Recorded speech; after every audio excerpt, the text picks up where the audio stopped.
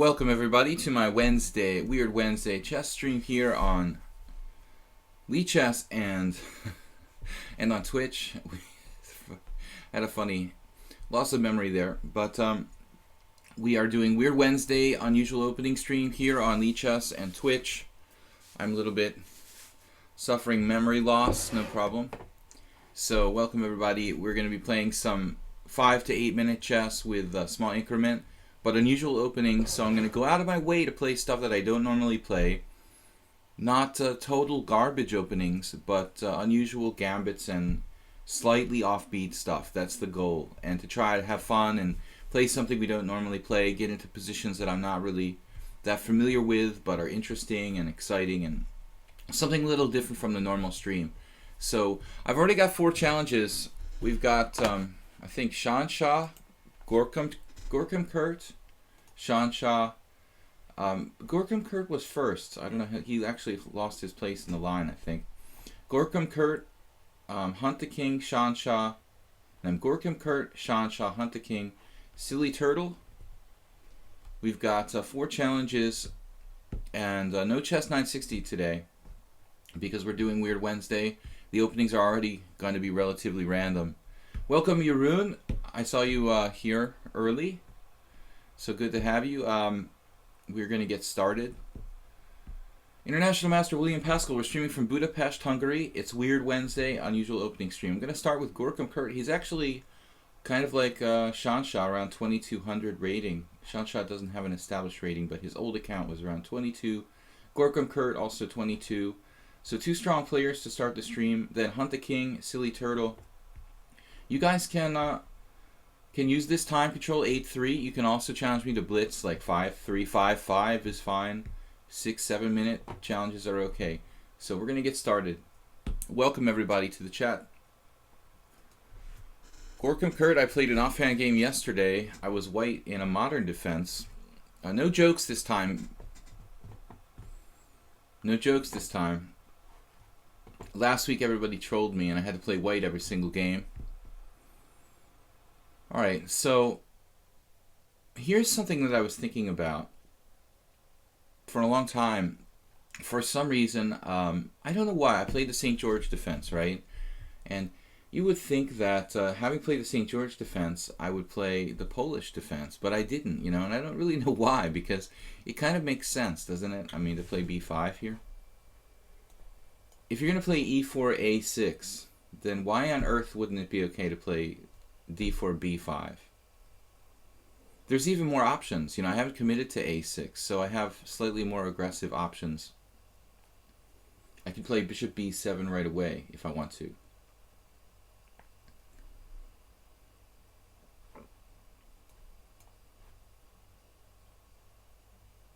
So the corresponding pressure on e4 to try to negate the white pressure on b5. Some good players have played the Polish defense. I think Karpov might have even played it. Not certain. I thought I heard that.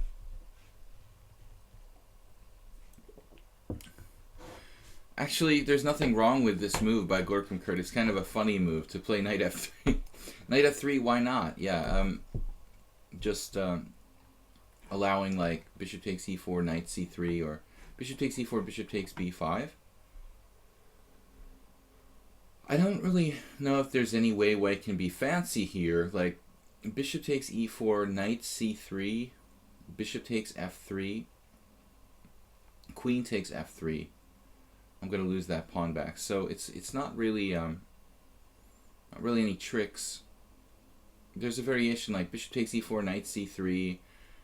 Now bishop takes f3, queen takes f3, knight c6, knight takes b5. It's not good for black. So bishop takes e4 just kind of wastes some time. I'm going to play a6 here, transposing back into a St. George. I think that bishop takes e4 is okay, though. I shouldn't say it wastes time. And we play bishop takes e4, bishop takes b5, and transpose to a normal St. George defense. We had a game against the Owens defense, b6, yesterday. And in that game, I was arguing that, you know, b5 and the space given by b5 is actually making it possibly a better opening than the Owens defense. It's a little bit more weakening, so the jury is out. I mean, you can have a little more space and a little bit more weakened structure, or you can have the very, very passive setup of b6. So now he plays c3. This is kind of awkward. I don't know whether to do like b4 and give up the c4 square concretely, or to ignore it and just go about my business with something like c5. I'm not that worried about, I'm not that worried about c4. It feels like if I can play c5, maybe it's more fundamental, a more fundamental move. b4 kind of weakens the position. I'm going to let him play c4, but I have squares for my knight on b4, b6. If he plays this way, I can play knight b4. It's much more active. But then bishop back to e2 gets a little bit strange. We can also take on c4, play knight b4. I think I like that the best. We take on c4, play knight b4, and black gets the better pawn structure here at the end of the day. White playing exceedingly fast. I don't know what Gorkam's deal is with the time use, but yesterday he also played ultra fast against me. But you can't take the time with you to the grave, man. I mean, you just, need to use your time optimally. So once the game is over, that extra time doesn't really have any benefit. A lot of people feel uncomfortable if they get behind on the clock, psychologically. So I don't mind, It's not a shame to be behind on the clock. If you're playing a lot of bullet chess, a lot of really fast time controls, I think it's hard to adjust. Here on lichess, I know it's extremely popular to play bullet and hyper bullet, so I think a lot of people just can't slow down. But I think white should take his time, and this is a really long time control, 8 minutes per side, relatively long time control for blitz. 8 minutes is like forever compared to a bullet game. So I'm happy about the pawn structure. He can't really play d5, and now he's going to play like kind of a little bit like a Petrov or something. I can't allow him to play d5. That means a3 and d5 is a threat. We have very few options here. I mean, it just looks like a3 followed by, that is just too strong. Queen takes d4. And I think it's really only with queen b2 that he's not losing material here. Knight c2, queen b2, followed by, I guess, bishop e4, knight g5.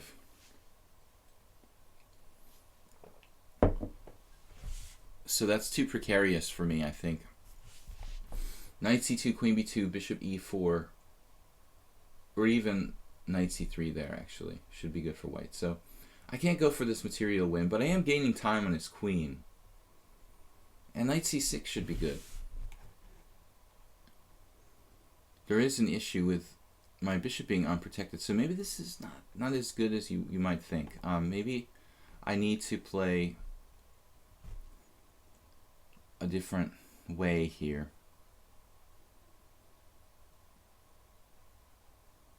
We could give up the white squared bishop, like bishop takes f3, bishop takes f3, knight c6.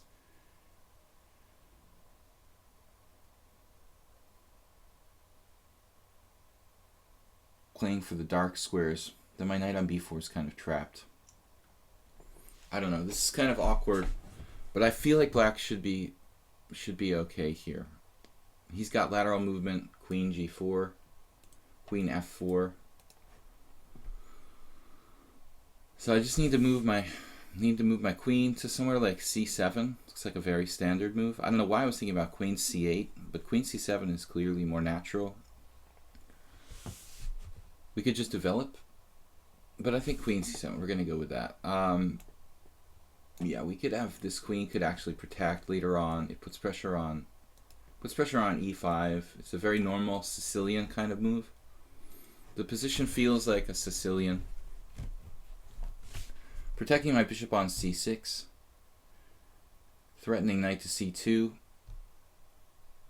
That's not such an easy threat to parry. Parry. Not such an easy threat to parry. Good morning, everybody. We've got Saronchek, Hunt the King. Sean Shaw's here. We've got 5 challenges. And Sean Shaw, Hunt the King, Silly Turtle, Thug Life, who played yesterday, and Nash Equilibrium. Nash Equilibrium, was your rating that high before? Looks like you've gone up. I don't remember, you were like 1900. You were playing like Hyper Bullet against me. Queen b2 is an awkward move for white. I mean, this queen here looked like it was headed for aggressive positioning on like g4. But now my knight is awkward. So it really could go back to like a6, but playing a5 would weaken my structure a lot. Maybe knight d3 in some positions. It's interesting here. Maybe I seriously give up my white squared bishop, focus on the dark squares. I'm not sure it's necessary, but my knight, you know, coming back here is very passive, blocking the bishop on b7, and hard to get mobilized there. We could play like bishop takes f3, bishop takes f3, knight c6, and then my other knight gets trapped. This is kind of awkward. Bishop c5. Perhaps just bishop c5.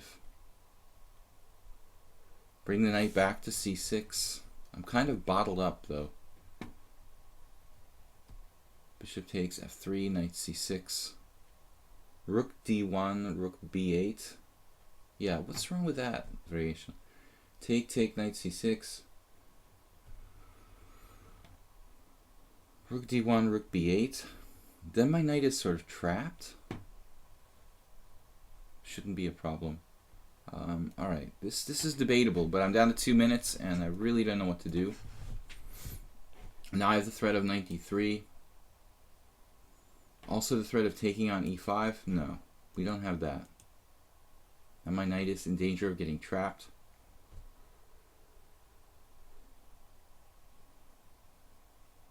So I'm not sure this was good.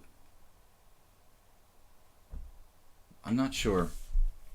Maybe bishop c5?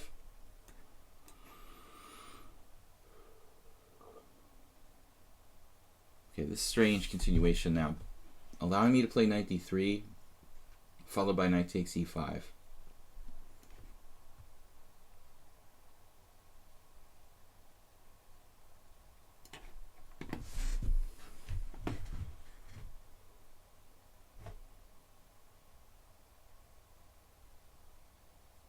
Now knight takes e5.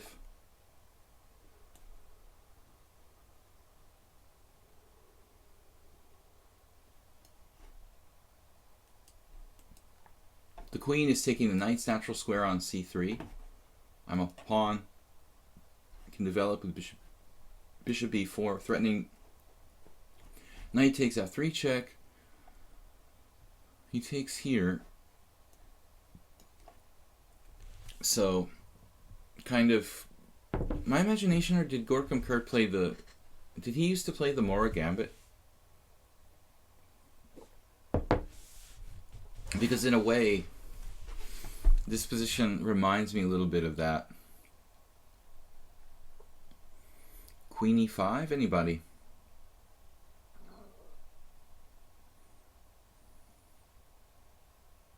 I'm just running out of time.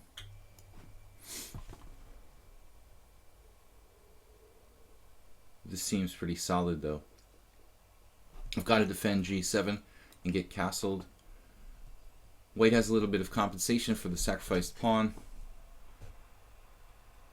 Why didn't take the free rook? The free rook. I don't know about that one, man. Where in the heck is there a free rook in this game? Not seeing it.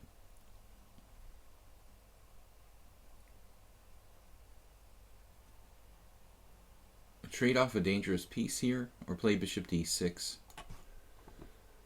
Two options. This looks good. If rook e1 or something, I can just castle. I have queen h5. So we got out of most danger here. Still he has compensation, I would say. Reasonable sort of compensation. Not to let my guard down, but queen e7, queen e5. I guess queen e7 here. It's a little bit passive. White's going to have some pressure down the d-file, compensation for material, but I think black's pretty solid, so we're kind of content with the result of the opening. We're slightly better, and I'll take the position here. It's not bad. We have enough time with 3-second increments to play reasonable moves. Black should have the better chances. I take the extra pawn over this pressure on the d-file. I don't know about the extra rook with a fork. There was a counterattack with queen b2 that's just devastating. I was talking about that earlier. I mean, I don't know what other possible fork you could be talking about, but I'm a little confused because the comment came very, very late in the position, so if there was another fork that I missed, let me know. But I mean, the initial fork on like c2 where he goes queen b2 and threatens to take my bishop on b7 and then take my rook on a8 and all my pieces, I mentioned that like immediately. That was the main concept of the opening. So white just plays really fast. Here he's got reasonable counterplay. And I guess with the extra time, chances are equal here.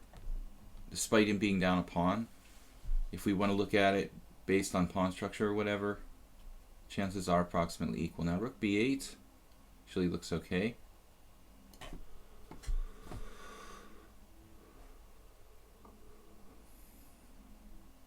But he's got the strong knight. My extra pawn is sort of difficult to use. Let's envision that this is my extra pawn here. Not very useful extra pawn. So white has positional compensation. Very difficult for black to convert this into a win because the knight on d6, the pawn on c4, these guys are preventing me from mobilizing my d-pawn.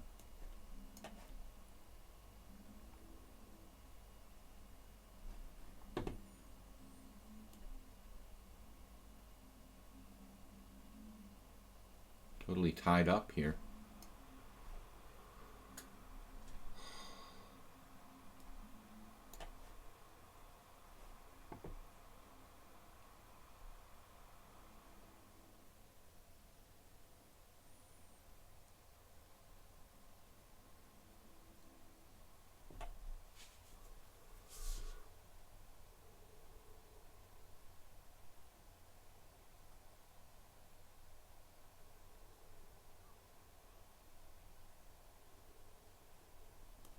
Do a bit of calculation here.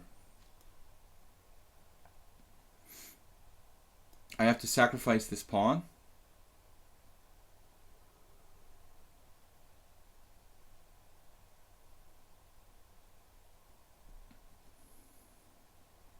If he takes on h7, I'm gonna probably have a good chance to maneuver around and get this pawn on c5. Knight takes h7, knight e5, knight g5, knight d3, knight e4, f5, and it's 4 pawns each, knight endgame. Knight g8 check. Well,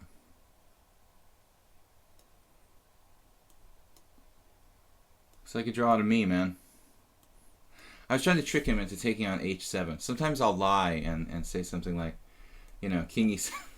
It was knight takes h7, f6, and I'm going to play king f7, king g7 to win his knight. So he couldn't do that. I just got to keep you guys honest. Like sometimes, like not saying the true variation, so that you can't just rely on listening to me. Sean Shaw, what's up? Good luck. Interesting game there, Gorkum Kurt. So I don't know. I mean, I think that was a reasonable result at the end. He had full compensation for the sacrificed pawn. Welcome everybody. It's International Master William Paschall. We're streaming from Budapest. Weird Wednesday. Now I've got to come up with something unusual here.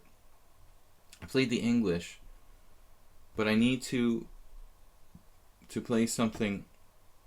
Actually, Sean Shaw always makes life difficult. If you played c5 or e5 or some kind of classical move, Sean Shaw, it might be a little easier for me to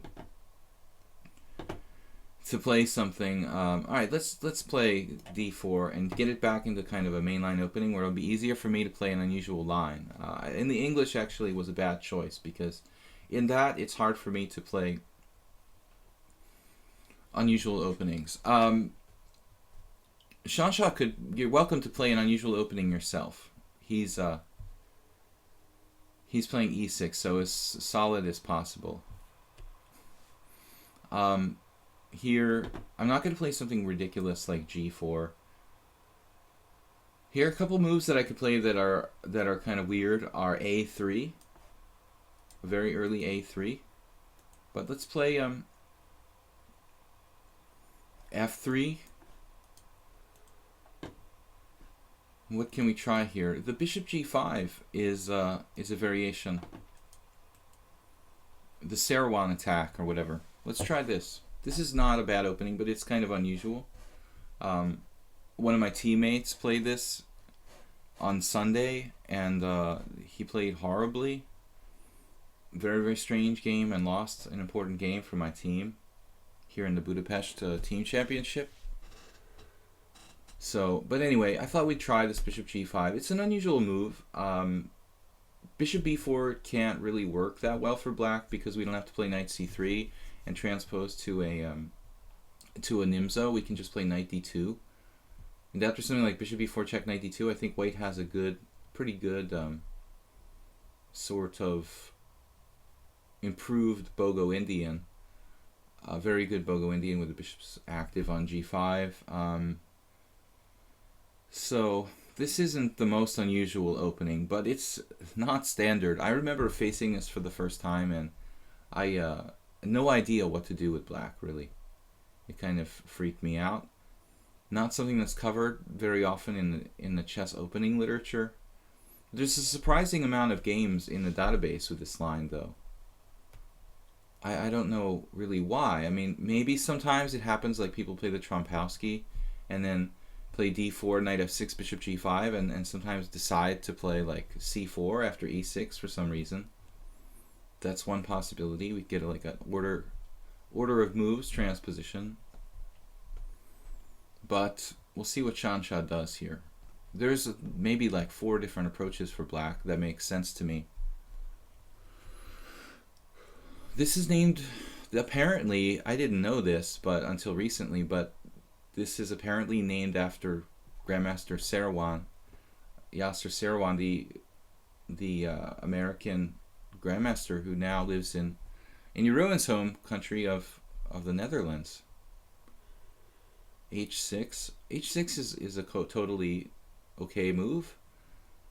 To me, it doesn't appeal that much. I don't really like weakening my king side unnecessarily, but there are some tactical variations where you play like bishop h4, g5, and white has to be thoughtful.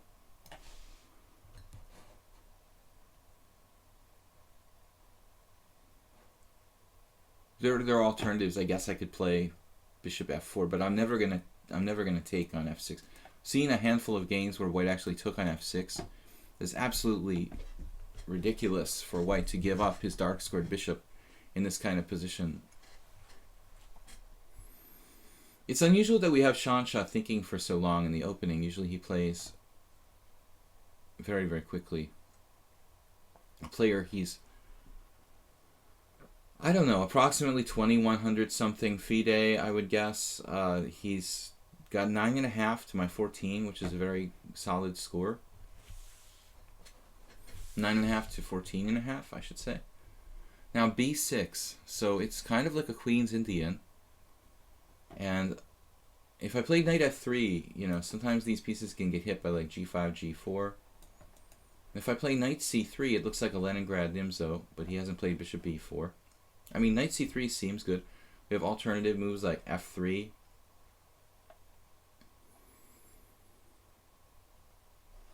I vote for knight c3 here, just a totally logical, classical move.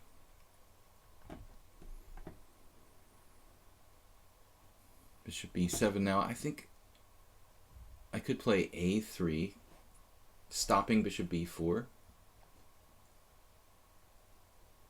Then I'm not sure about like g5, knight h5, bishop e5.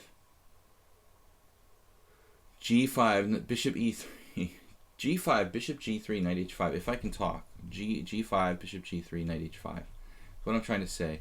I don't want to play knight f3 necessarily here. f3 is interesting. If f3, maybe black can play some kind of classical formation with like d5.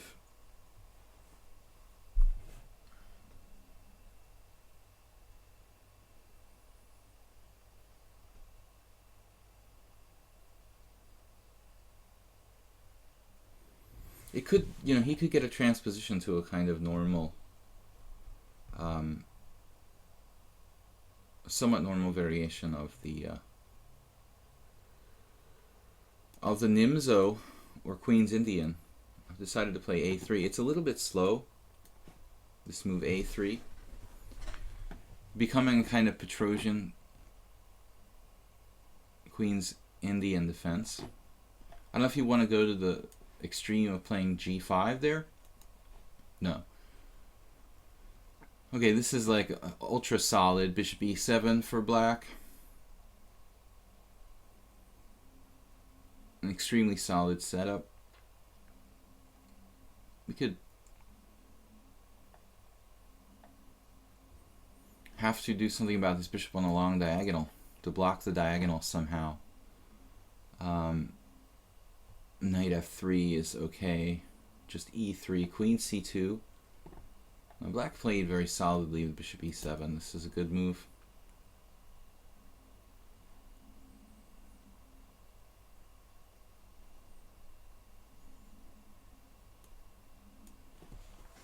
I don't think I really have much. a3 is kind of a waste of time. Alright, so not a very exciting situation finally. It turns out to be a kind of Queen's Gambit, Queen's Indian type position. Knight f3, bishop d3. Black can castle, play d5 or c5. Or even knight e4, trading pieces if he wishes.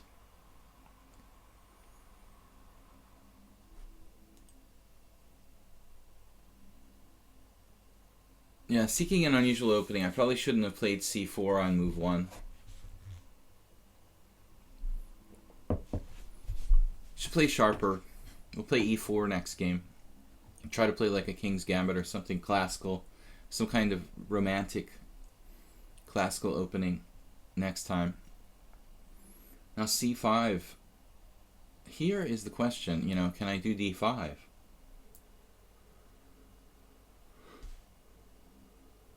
If d5, knight takes d5, I probably just lose a pawn straight away. So if that possibility is not on the table, white doesn't really have much of anything.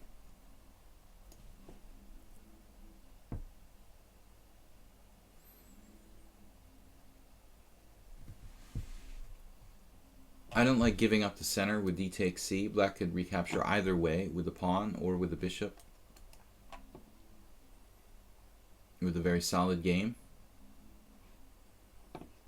The only question is to find a way to play d5. If that doesn't work, d5, knight takes d5. Yeah, and finally here, I don't like knight takes d4 because there's no way to protect my g2 pawn. So I absolutely have to go into what will probably become either a hedgehog or a sort of isolated queen pawn position.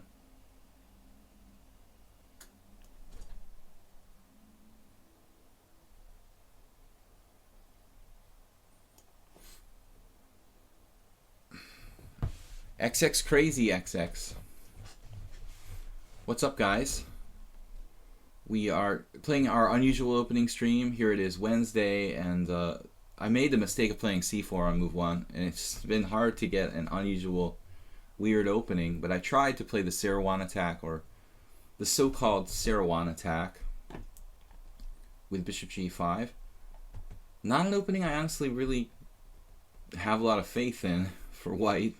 This bishop g5 on move 3, I'm not sure it really, it really works that well. Actually, for black, I like c5. I think I talked about this once in a video on YouTube, and once here on the stream, maybe I faced this opening. And that's how the opponent on the other team, I was talking about my teammate playing this opening, that's how my opposing team player played. I like c5. It's dynamic, it creates kind of imbalanced position. I think it's a good try. This line, the way the Chansha played, is very solid. Not quite as dynamic. I'm going to go for a Karpovian approach here.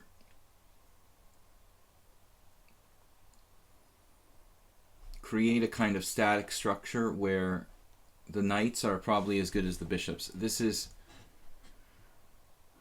something that we would see in Karpov playing the white side of a Tartikover Queen's Gambit. Maybe both sides of the Karpov position, where he's comfortable playing both sides. So Chansha makes a risky decision there. Pretty debatable. Okay, it's not like he's risking his life or something, or running in front of a bus. I mean, bishop takes d5 isn't that risky. E takes d5 much more solid. So we can take and play like queen e2. That's the only problem. It looks a little bit precarious, this threat of like the white squares. But he's seen through all that. Odd. Actually, what's going on here? Maybe I missed something, like a tactic?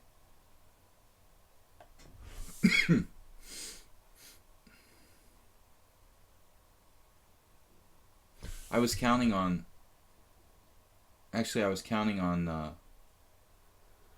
b4, bishop e4, queen a5 check b4, but it's not working.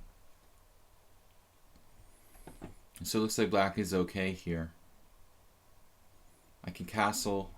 I'm probably not at any risk of losing. Well, that's not true. I mean, I'm losing a pawn here. So I really need to be a little bit careful. Rook d1, I guess. Castling queenside, not my favorite option in this position. And rook d1. What am I doing? Actually, he has queen a5 check all the time. Man, this queen a5 check move, it's just totally annoying. b4.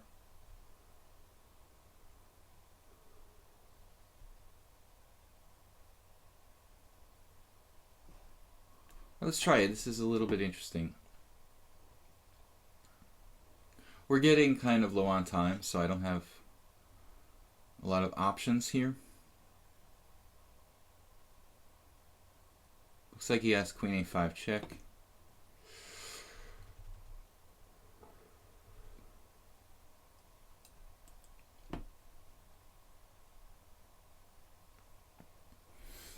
Guys, don't be afraid to speak up in the chat if you have any questions, like not relating to the stream but chess related.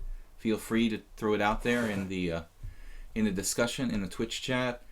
We don't have to just talk about the game at hand. We can talk about other stuff related to chess. Any kind of general questions or questions about goings on in the chess world. I like to be serious, but we don't have to be that serious. So we can kind of have fun. And today I have a bunch of lessons. I have a friend coming over. Analyze some openings. I was talking to him, another pretty good player, and he's also like me, not that sure about his opening preparation. So I decided to play this. Hopefully this works.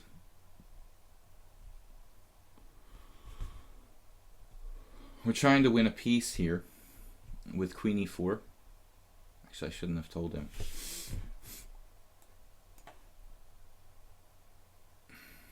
Oh, he's already seen all that. Of course.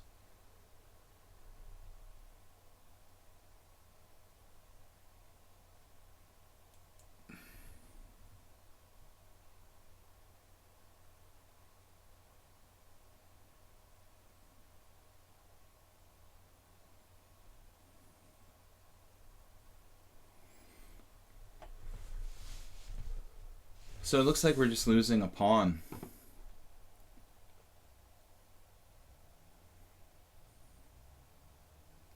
I missed a kind of obvious thing here, trying to be too fancy. Yeah, this, of course. Very strong move. Now that's kind of a surprising move to find. I mean, you would think that most people would play g6 in this position, though. I'm a little surprised that he would find this move. Well, don't I have rook here? Excuse me, guys. I don't know where that came from. I'm not sick or anything. Just try not to cough on the stream too much, but it just came out. Wow, knight takes d4. What is going on around here?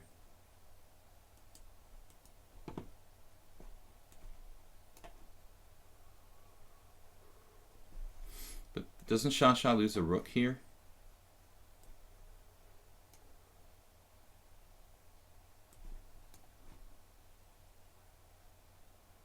Maybe that's some crazy perpetual check.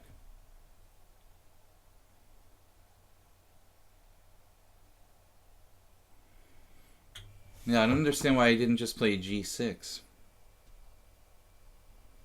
I didn't even analyze this line. I mean, it's just so simple to play g6. It didn't even occur to me. I mean, yes, king f8 and king e7 is kind of a typical idea, but I for some reason just looked at g6. That was it. Simple move. Yeah, good game, Paschall, but I guess not really well played. I shouldn't have done this. I mean, it's not sound. I totally missed queen c3, and bishop takes d5. Wow. That was a brave move, and it seems to work because of all the tactics with queen a5 check, because I'm not castled. So, interesting game. I wouldn't say well played by me, at least. And you made a one-move blunder at the end. Okay, hunt the king. Roman, what's up? Strasbourg. Alright, we're going to play here e4. I said last time it was c4. It's not easy to get a crazy opening or unusual opening. We're playing weird openings today, trying to maybe play some gambits and some interesting stuff. So the first white I played c4. And for those of you that don't know, I've been doing this Weird Wednesday opening stream for a while now, and last week everybody trolled me and made me play white every single game, and I didn't understand what was happening. But everyone challenged me to just making me white every game. Hunt the king, did we play before in this? Did we have this variation before? Somebody played knight c6 against me, like last week or before last week. I played this against Alex Manea, the Romanian IM, once. Actually, in the last round of the tournament where he made his final I am norm, was a weird game. Knight c6 here. I mean, I don't know. This is not very often played for some reason, knight to c6. But I'm not really sure anything's wrong with it. That's why I played it myself. In the aforementioned game,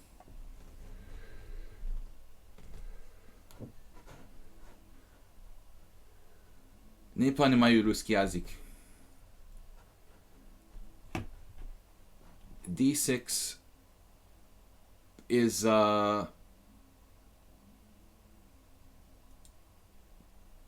говорю по-английски.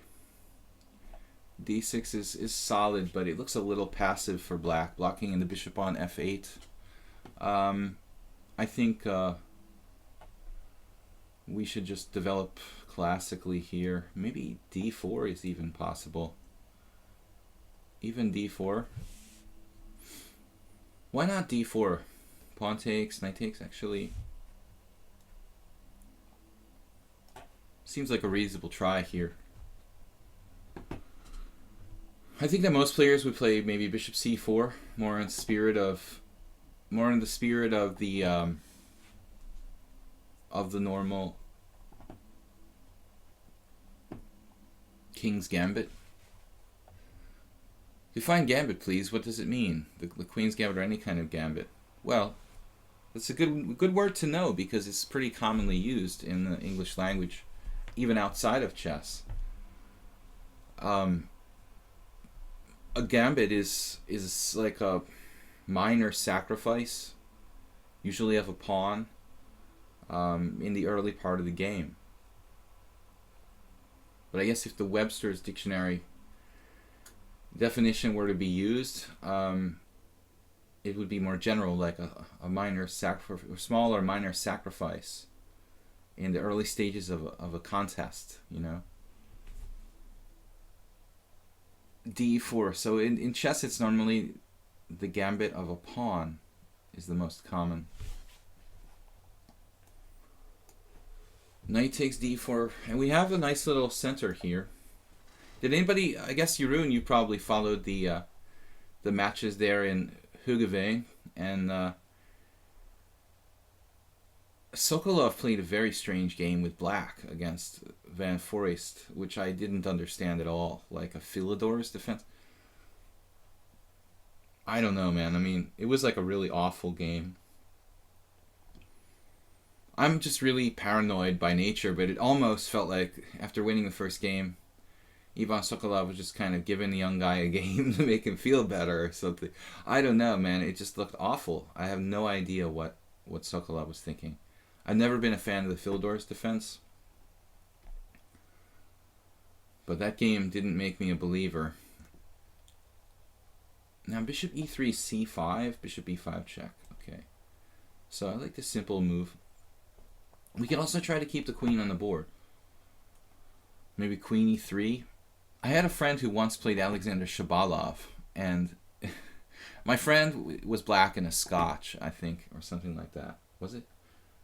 No, maybe it was a center game. Maybe Shabalov played the center game, like e4, e5, d4, queen takes d4. Was it a Scotch or a center game? Oh, I know what it was. It was a Scotch. And then my friend was black, and he played knight. I'm embarrassed to say his name.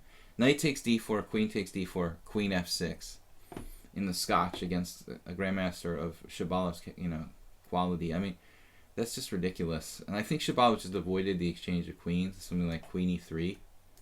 So there's some argument here for something like queen e3.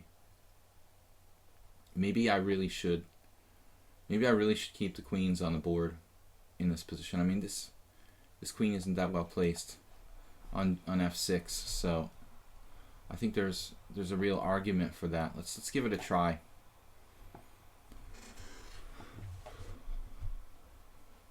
That's probably the game continuation. How Shabalov handled the Scotch with knight takes d4, knight takes d4, queen takes d4, queen f6, queen e3, I think. Later he maneuvered the queen over to like e3 and to g3, and black's queen was misplaced on f6. I think that you have more space in my case. I mean, we don't really want to trade pieces, and the queen is misplaced on f6.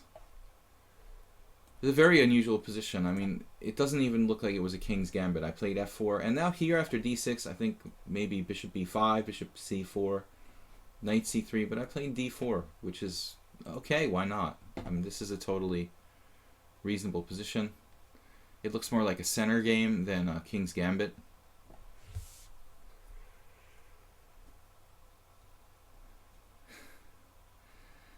Saroche. Well, anyway, fan pictures. You do that with all things, though. You know, you don't really read the book. You just look at the pictures. I know, man. Comic books. Too much trouble to read the words. Queen e3, knight c3, knight d5. That's a plan. Queen on f6 is awkwardly placed. Skirmisher. Skirmisher said good evening. Wow. You must be in the North American time zone. Well, what should we call it? Western Hemisphere time zone. You could be anywhere in the Americas, or maybe even Antarctica. I don't know. We should really get to play somebody from like the International Space Station, or like the Antarctic Science Base or something like that. That would be cool. We should set up a match with somebody on the International Space Station, streamed live. Queen e3. Now knight h6. Ooh, looking for the g4 square.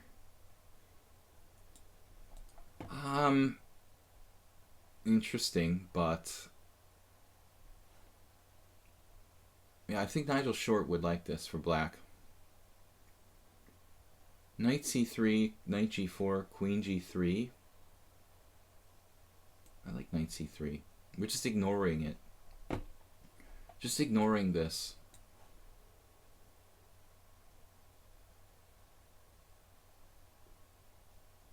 Perhaps thinking about castling either way with white.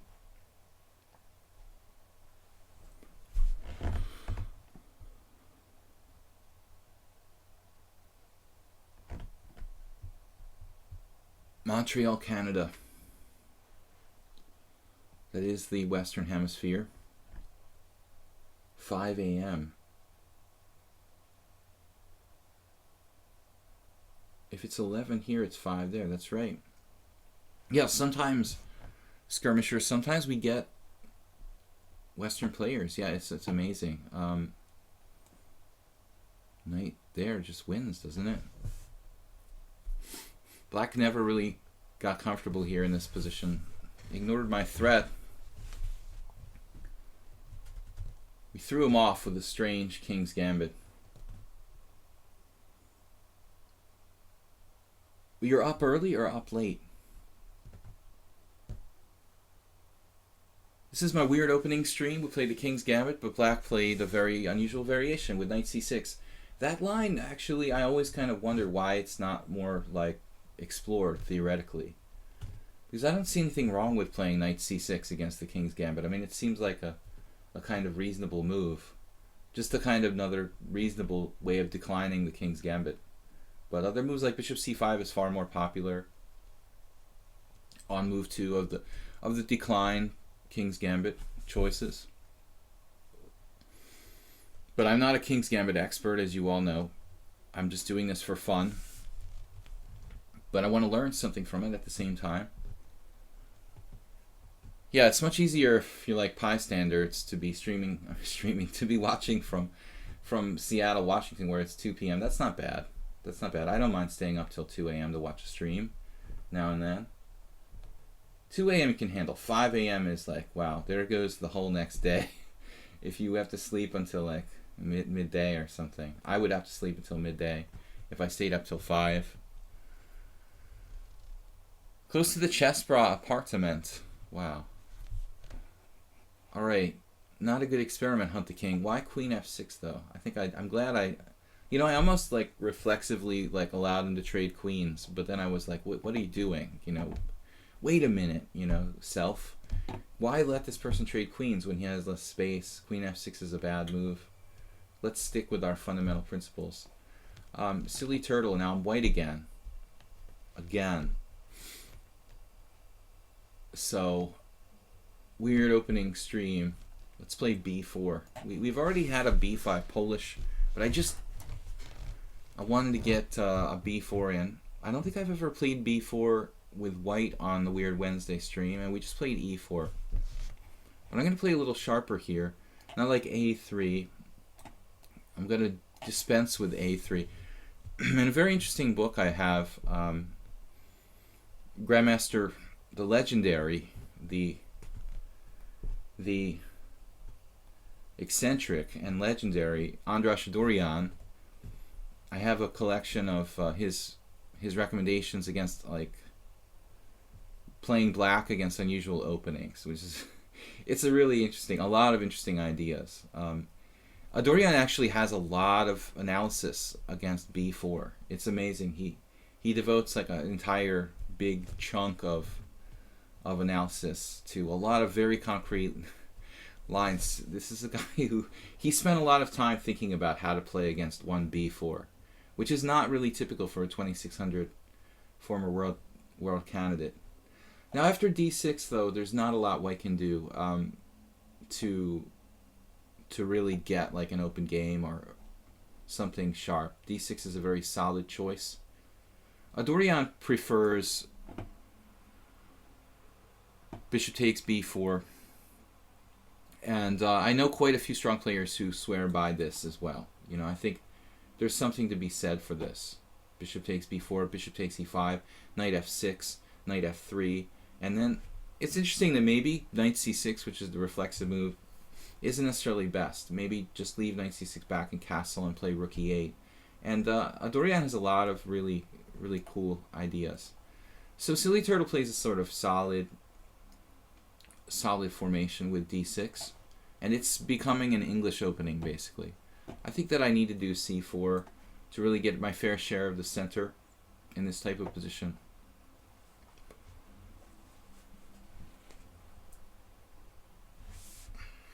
So I don't know, man. I was kind of hoping for one of these sharper lines with like bishop takes b4, bishop takes e5. I've played most openings, but I never played... It's strange that I never decided to play the Polish opening with white. I think it's a psychological thing, because a number of players who I always thought were kind of weak used to play this Polish... But actually, the b4 is it Polish opening, right? They used to play the Polish opening against me. Does it have another name? Like b5 is the Polish defense. Is that right? The b4 is the Polish opening? I guess so. I don't know why though. I play the St. George with black sometimes with a6 and b5. It's funny that I never played this. I never really liked b4. I like beating b4. Once in the New York Open, I beat one master who played b4 against me. And once I lost to Yuri Lapshin with black against b4 in a rapid tournament. Lapshin actually wrote a book on it. He included the game with me. It was the fastest, well, one of the fastest ever queen c1. You can do it in b3, you can do it in b4. Like b3 followed by bishop b2 and queen c1, or b4 followed by bishop b2 and queen c1. That was kind of embarrassing, losing to Lapshin. But it's a rapid game. He's very good at rapid chess. So it's not a shame to lose to Yuri Lapshin. But it was a shame to lose to 3 queen c1, which doesn't seem like it should be really dangerous for black. The game went b4, d5,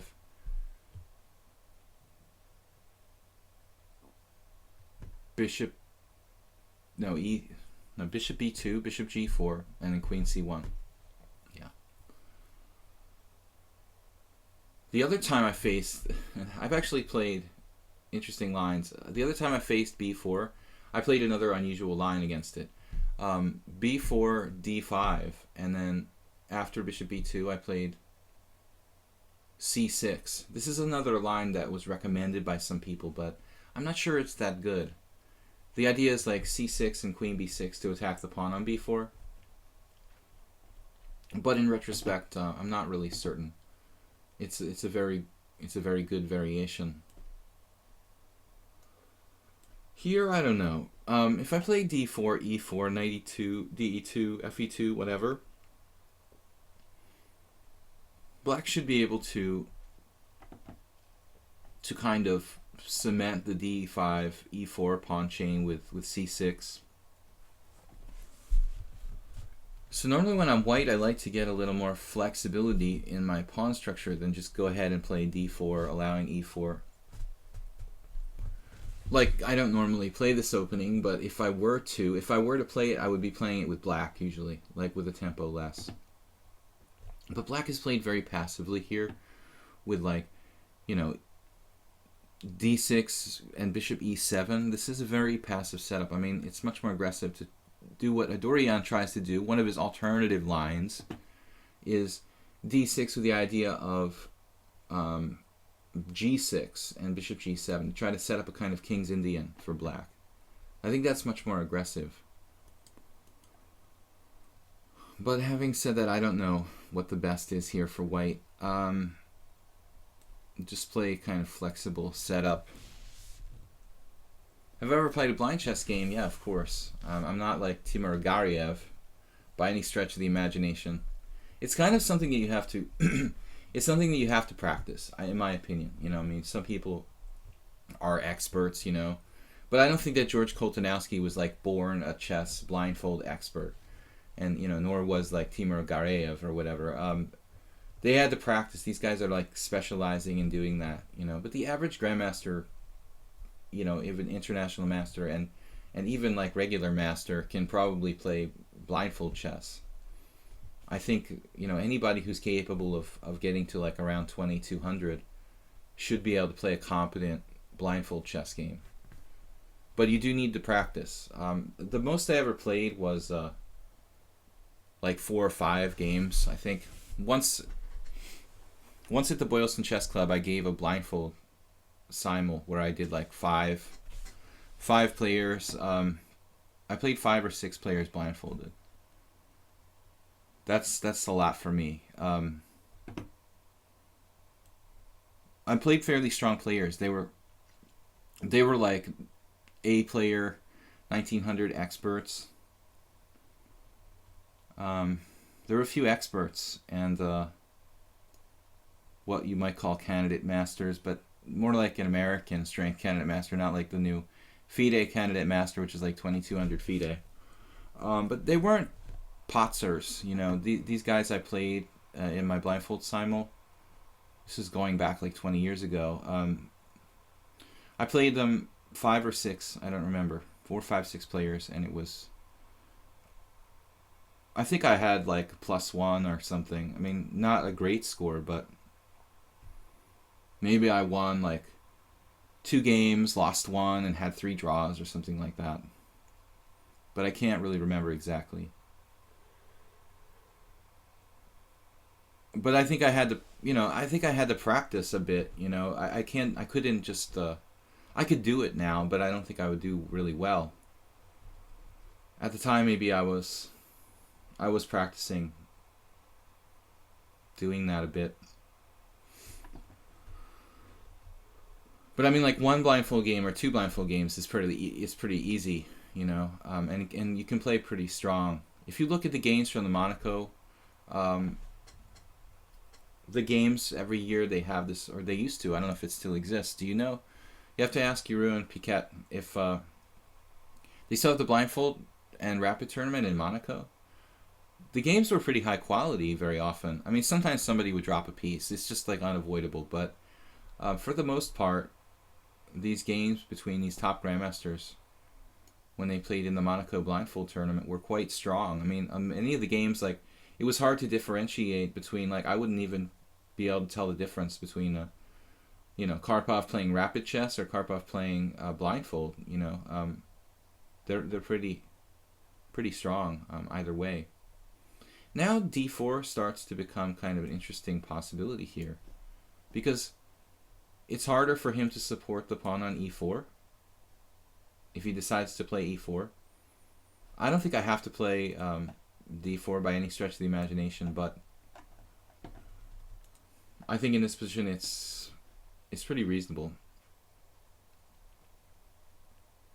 I'm a little bit behind in development in terms of my kingside development, but if you look at quality of development, I mean, black's pieces are really, like, that's not good. You know, that's something I've seen Alexander Ivanov do to people, you know, sort of compact their pieces into like a little box.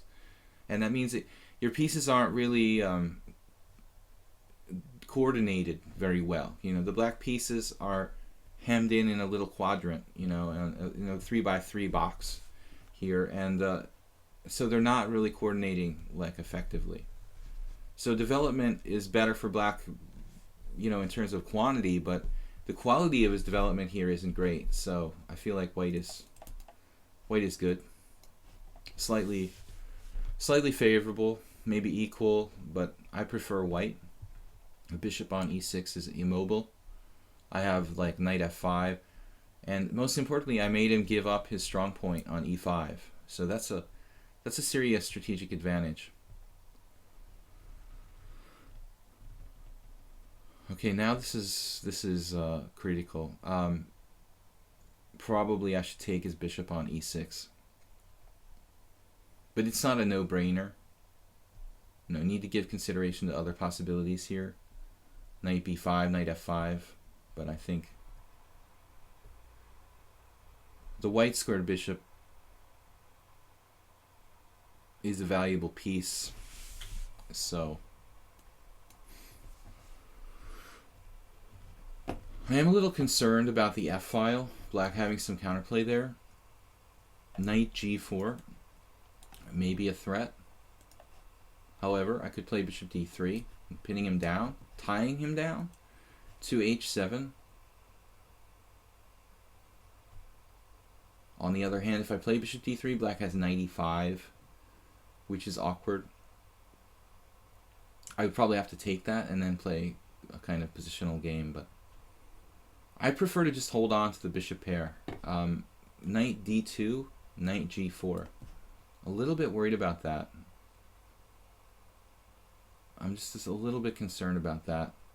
So I think I prefer, if I can make any move here, bishop e2. It's a bit passive, I admit.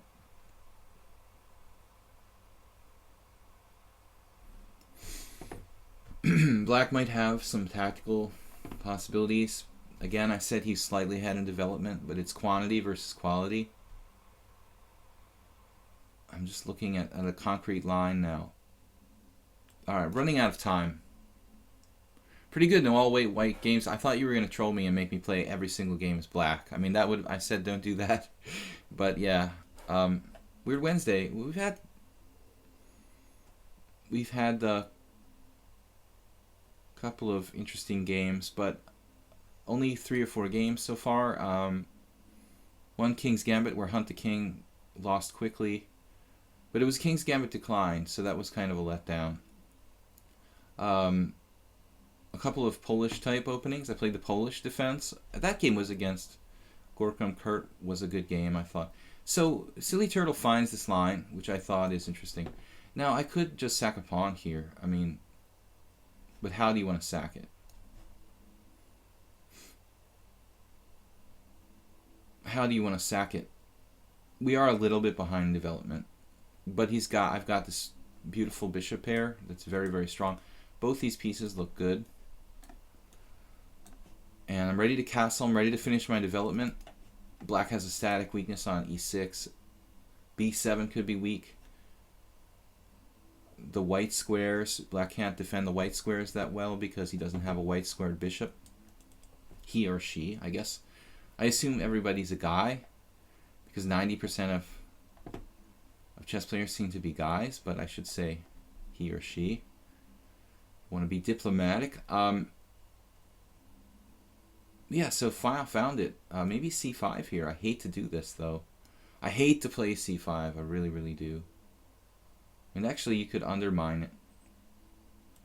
I'm going to sacrifice a pawn here. I don't want to lose b4 with check. And I think we have compensation.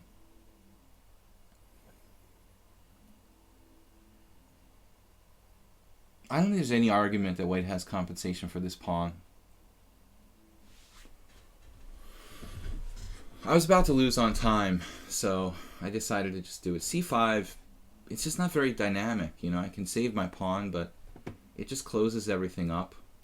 I'm just not real excited by it. I kind of want to open the position for my bishop pair. And so we're playing this as a pawn sacrifice, like a kind of Benko type idea. Silly turtle.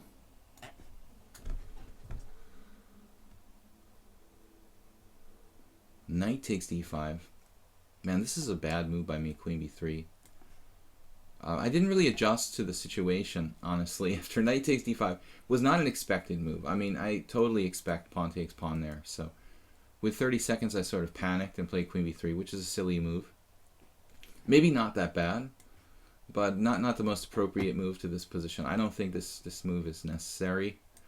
It doesn't really make sense. I'm threatening kind of a one-move cheapo with e4, but doesn't really necessarily do anything. Knight d2 is not on. All right.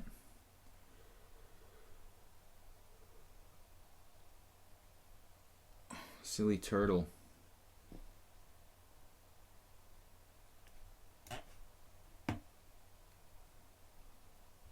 Not really sure what's going on here. Silly turtle's 1279. It's gonna like take me out.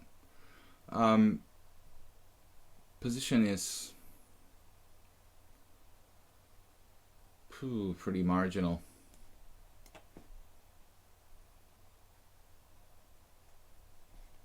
Give me the piece back. You have rook f7 there, was absolutely cast doubt on my whole concept.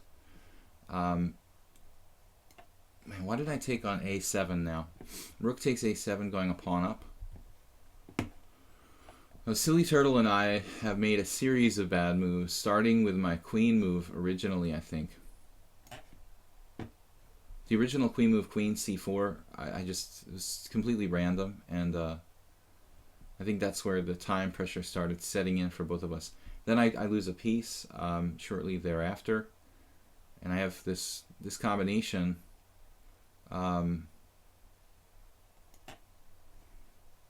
This combination I allowed, and I think white's just going to be down a piece there.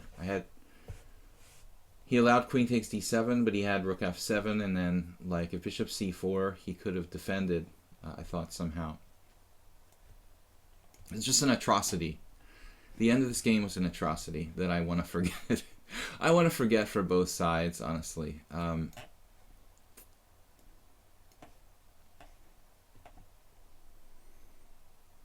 Yeah, trading pieces not recommended when you're down. Silly turtle. I know you're in time pressure, but fundamentally just avoid trading pieces when you're down a piece. Don't want to do that.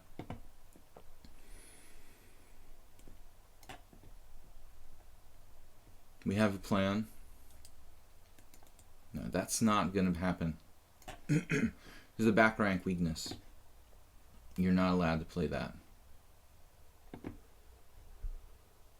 Silly turtle put up a fighting game, man. You had me. You totally had me. I let the clock get down too low. Okay, so guys, if anybody loses their challenge, don't forget to let me know on the Twitch stream. Yeah, Saronche, the Amber tournament. So, Thug Life, Nash Equilibrium, Yul Skinner, Kyriakos Pez, Azim Lisutari, and Stevis has challenged me to 3-2. But that's too fast. I'm not going to play like ultra fast blitz. So if Stevis would like to challenge me to 5-3, that would be acceptable.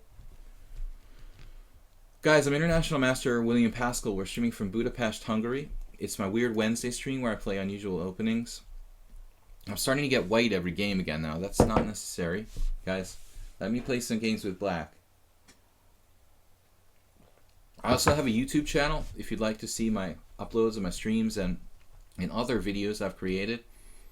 My YouTube channel is Video Chess Trainer. Excuse me. video chess training on YouTube. And if you want to contact me, my email is videochesstrainer@gmail.com. All the info is in the Twitch stream, also here on lichess in my profile, I think. So e45, we played the King's Gambit. I want to try this again, the center game. I did this one game in a previous stream, and I think I lost. Am I remembering correctly? Yeah. It was against Lord Alamo. Lord Alamo. I don't know why I have to insert a K before I say that, but no, anyway. So Lord Alamo took me out in a weird game. He played knight f6 here, and I just had a hallucination later and lost a piece. But I thought we should retry this. If knight f6, almost everybody plays knight c6, but if knight f6 I played e5 there, that's a little too over the top. So for your edification, if black plays knight f6, it's probably too much to try to play e5. I was over ambitious, you know. I should just play like knight c3. If any of you guys who like the Scandinavian, you know, ought to consider playing this with white. It's kind of like a Scandinavian. You can also play queen a4 if you like the Scandinavian with queen a4. Man, Silly Turtle put up a fight. No, but the end was apocalyptic for both sides. I mean, it was just horrible.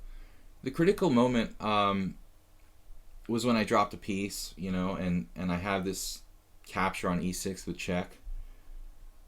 And it looks like you're putting yourself in a pin, but you have to do rook f7 because bishop h5 allows g6, and you're just winning there. And bishop c4, I saw something for you.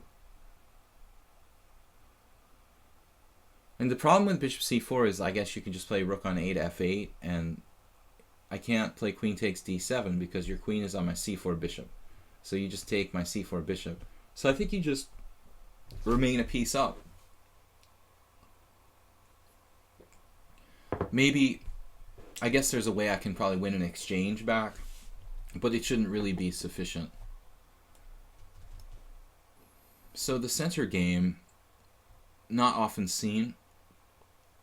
This was resuscitated by Alexander Morozevich back in like 1992 in some famous game he won, and I remember in Lloyd's Bank or something. Maybe it was earlier than 92. It may have been like 1990 or 1991. Really, really way back in the prehistoric ages. And when Morozevich started playing it with white, it got a little bit of kind of coverage. But I guess once it was analyzed in detail, people figured out that black is just pretty much okay in these lines. Do you stream on YouTube as well? Not at the moment, Lord Auric. You know, who knows what the future will bring. I mean, I have a limited amount of time for streaming because I'm doing a lot of teaching and stuff. So, I mean, at the moment, like one stream is really all I can handle, but maybe down the line I'll start streaming on YouTube. We'll see what happens. I thought about it, but I'm just kind of restricted by how much time I can devote to it. Bishop d2, castles, yeah. So anyway, okay, so we're main line here, I guess. Castles queenside. Thug Life, 100 games. Oh yeah, I forgot to mention that I have a new requirement for my opponents here on the stream that everybody has at least something close to like 50 games in the, you know, in the account, like to make sure that it's not an account that somebody created just to troll me on that day, because I had a lot of that lately. People like just challenging me with accounts they created 5 minutes before the stream started to do whatever, and it's necessary for me to. So queen g3. This is, I don't know that this was invented by Morozevich, but this is the idea he used to kind of resuscitate this variation and bring a little life back into it. A couple of ideas here. Been a while since I played this. Instead of rook e8, the more passive variation is like d6 for black. It's playable, but it is kind of passive. Now knight takes e4. This is main line, I guess. Knight takes e4. And it's basically a pawn sacrifice. So we play like c3. And white has a lot of pieces that are available to aid in a kingside attack against black here. So basically, with the opposite side castling, it becomes a kind of sharp position where we can attack each other's king as aggressively as we like to, as we can. I have these 3 pawns. I can try to do a pawn storm. And then there's this move, thug life. Bishop e7.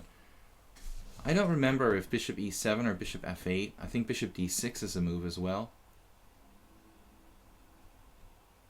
And thug life plays bishop e7, which seems a bit odd because it interferes with the rook's ability to retreat.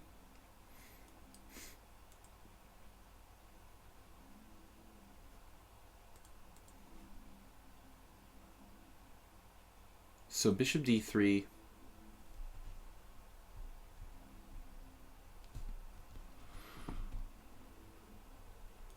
Bishop d3. Bishop h4. I suppose I could play queen f3.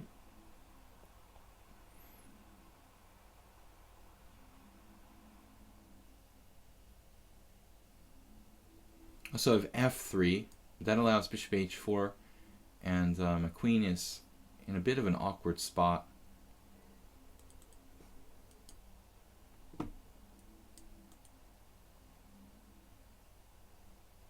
I'm not certain. This is apparently a slightly unusual situation. I don't recall bishop e7. I thought maybe bishop f8. But actually, I mean, this position, rook takes e4, is another important variation, maybe better. So I'm thinking f3, bishop d3. It's just that bishop d3, bishop h4, queen f3 is not really the square I want for my queen. And black's going to have some awkward threats there sometimes. f3, bishop h4, queen h3, d5, g4. My queen doesn't get trapped.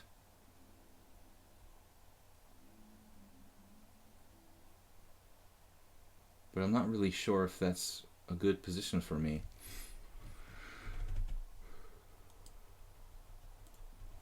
I don't have h4. Just trying to get myself acclimated to this position. I think it's good if you find yourself in a new situation that you don't know. Take your time. Don't make a quick move. You know, take a minute or two.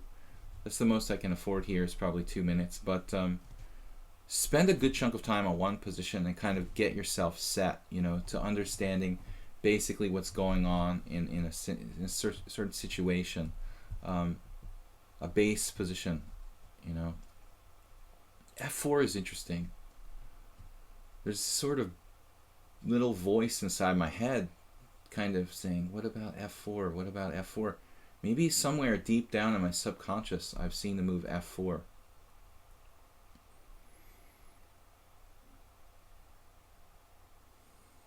f4, bishop h4, queen h3, d5, g4.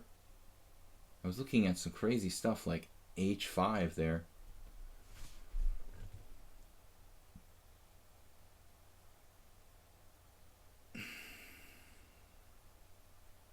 Alright, that's enough time to waste on this position. Time to make a decision. Even knight f3 is not a bad move.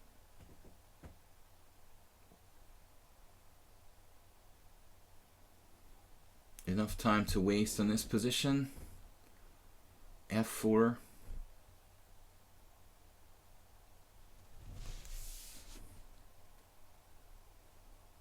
h4 actually, I could play it as a pawn sacrifice. Kind of interesting idea. bishop d3, bishop h4, queen h3, d5. What am I saying there? Yeah, bishop d3, bishop h4, queen f3. It's awkward. All right, I don't know.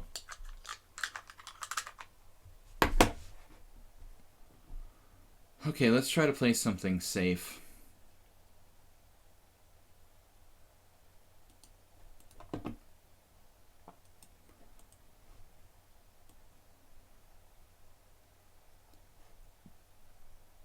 My queen is not getting trapped.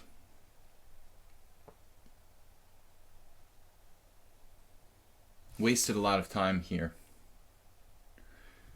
Seraphim, bishop h6. It's just too easy for black to defend against that. I mean, there's a assortment of moves black can play. G6, queen f8, bishop f6. He has at least 3 reasonable defenses to bishop h6. So I don't think that that's a move that really benefits me. I'm not sure I want to encourage him to play g6 and leave my bishop on h6. It's a little bit too primitive. I mean, g6 might actually be a fairly useful move for him.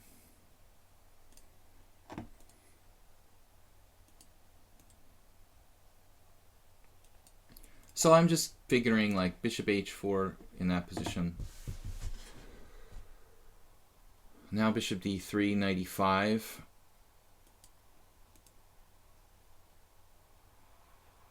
I could play f4 here, a tempo down.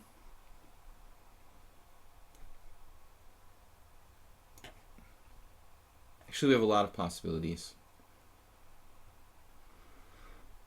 But I want to stop this nonsense with bishop h4, first of all. Get my pieces developed.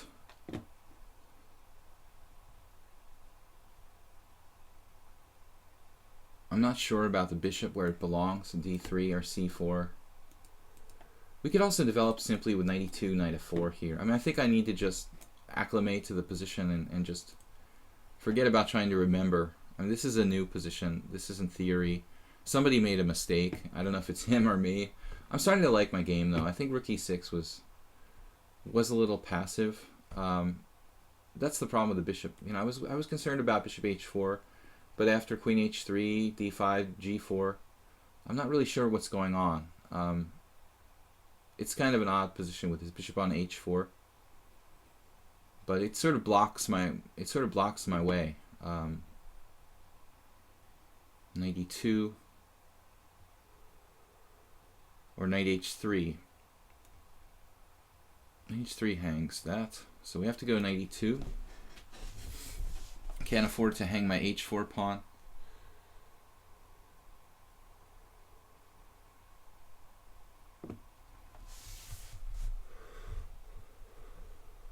The rook is a bit awkward, but maybe not so bad.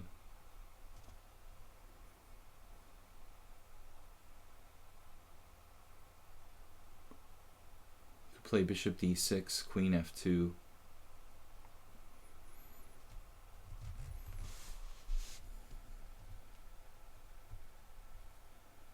I'm just hoping that I have 6 pieces, you know, that can play in the game. And again, they're a little better spaced than black's pieces.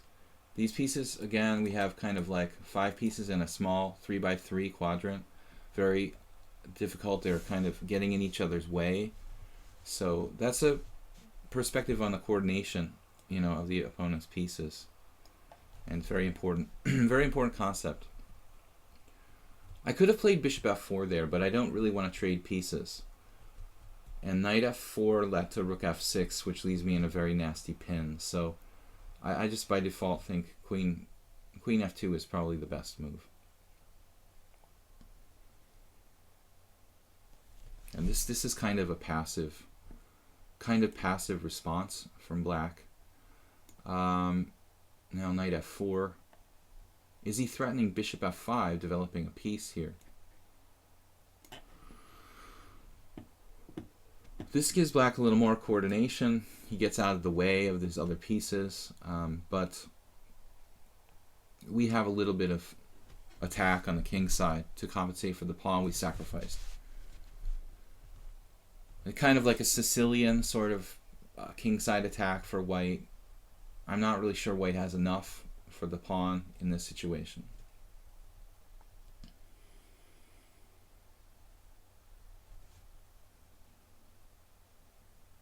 But it's close. It's close to enough compensation. 95 is a very strong move. It looks like a very strong move for black, I would say. Best. Threatening knight d3.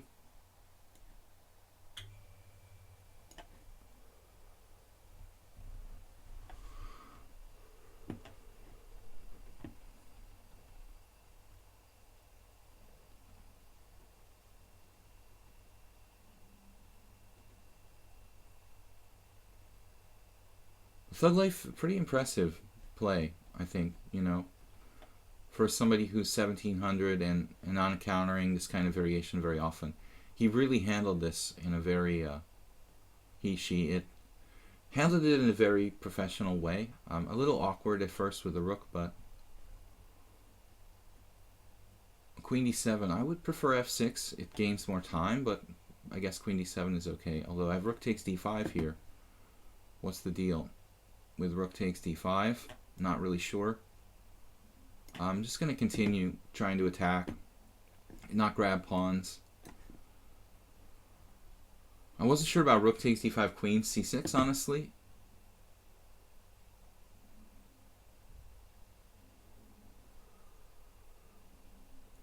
I just felt that was a little precarious. I mean, probably the computer will try to grab this pawn, and probably I should.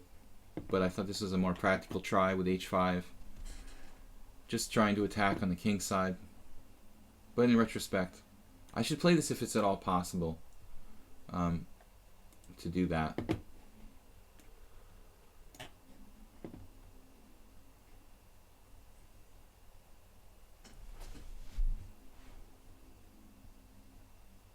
And we got a weak target at g7.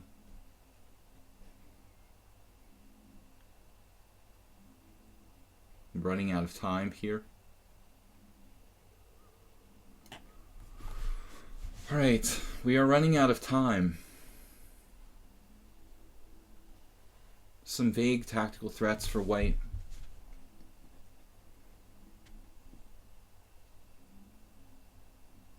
Queen e6. He's very fast too.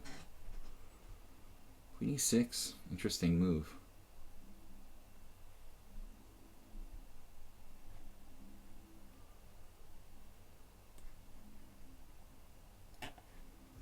Thug Life, pretty impressive, man, for a 1700 rated player. Consolidating this very, very nicely. Looks like black is just up a pawn.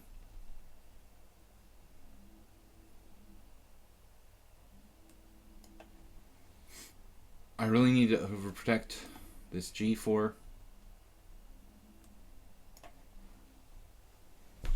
Trying for some kind of tactical answer here.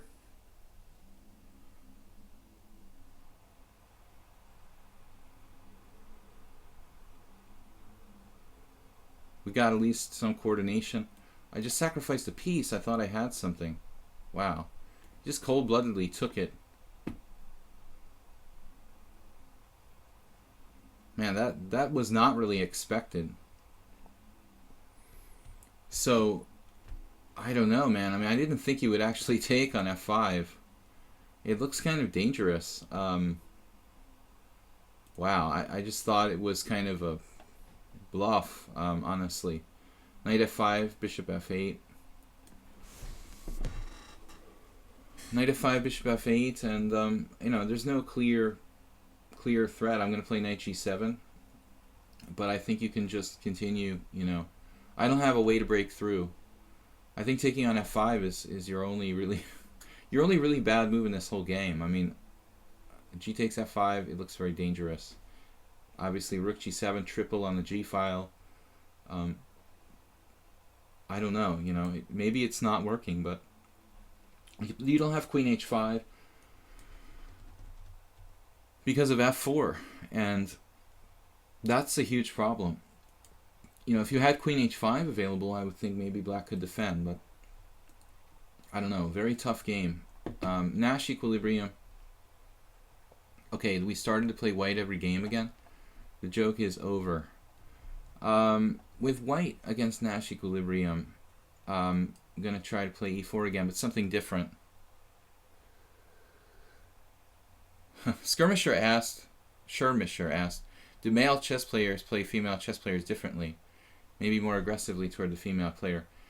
Skirmisher, I think that's a question that like we can't possibly answer across the board. Everybody's different, so I'm sure there are people who do, and I'm sure there's people who don't, and I'm sure that I have, but I'm not sure that I never did it, you know, intentionally.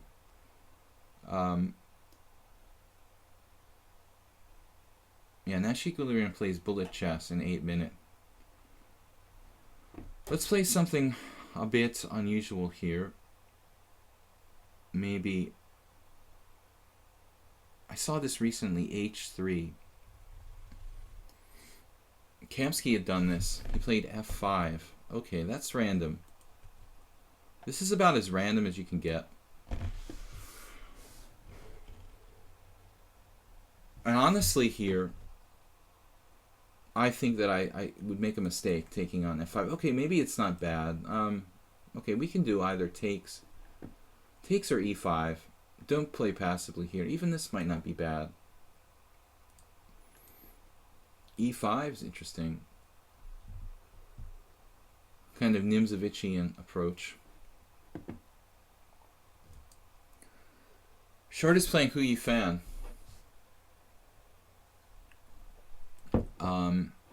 Yeah, so Skirmisher, I think that absolutely people do play differently, but I think it varies wildly from person to person. So, what are we doing here?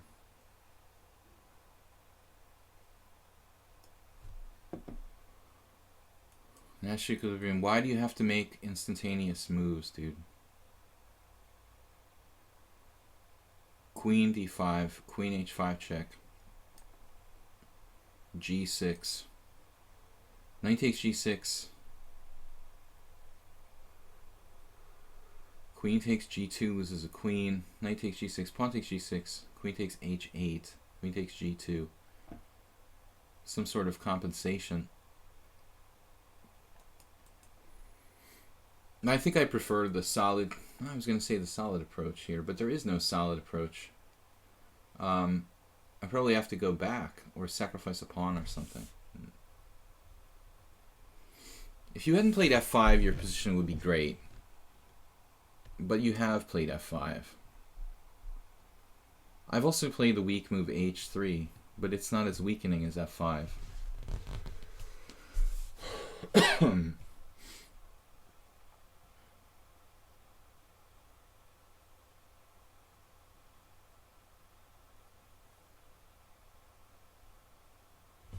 On queen h5 check, black could even play like king d8, but that seems a little bit insane.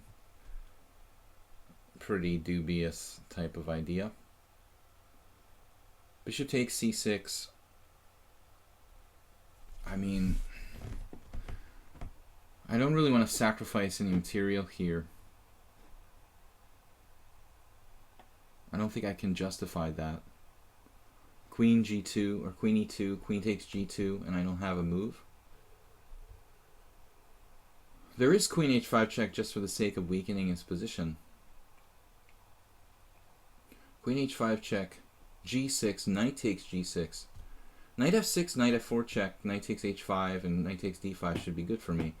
Queen h5 check, g6, knight takes g6. The only thing that bothers me about this position, is pawn takes, sacrificing the rook on h8. And after that, you take on g2. But that's still pretty unclear. I could play rook f1. But I have no development.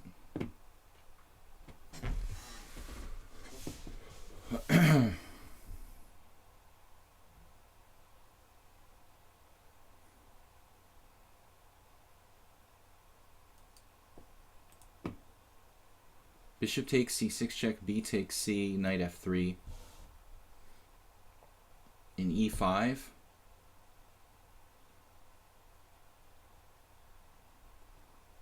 Black has a dreadful pawn structure.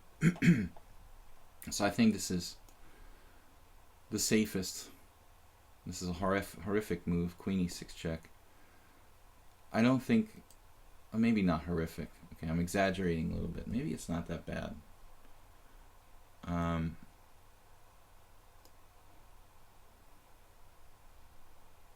don't know why this guy does this, why he needs to play instantaneous moves.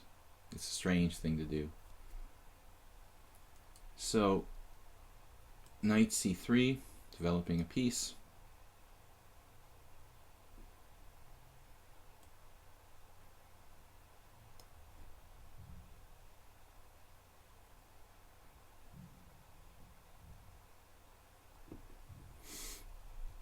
Maybe this square is kind of weak.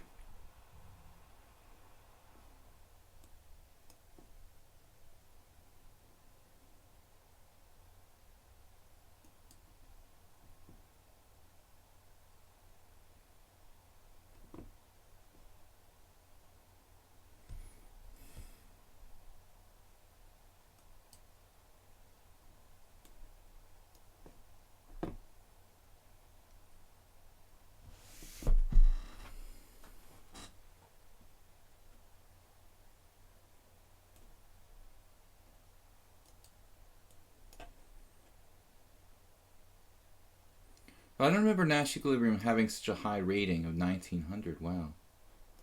It's pretty high.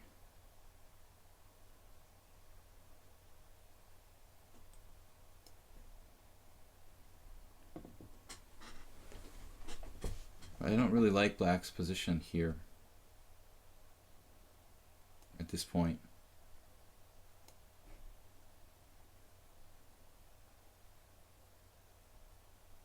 Just losing a pawn on c6. This is an intentional sacrifice.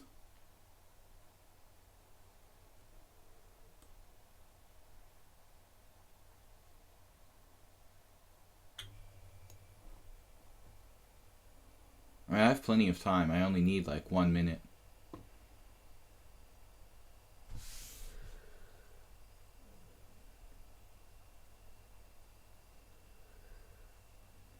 Can you describe your own chess style?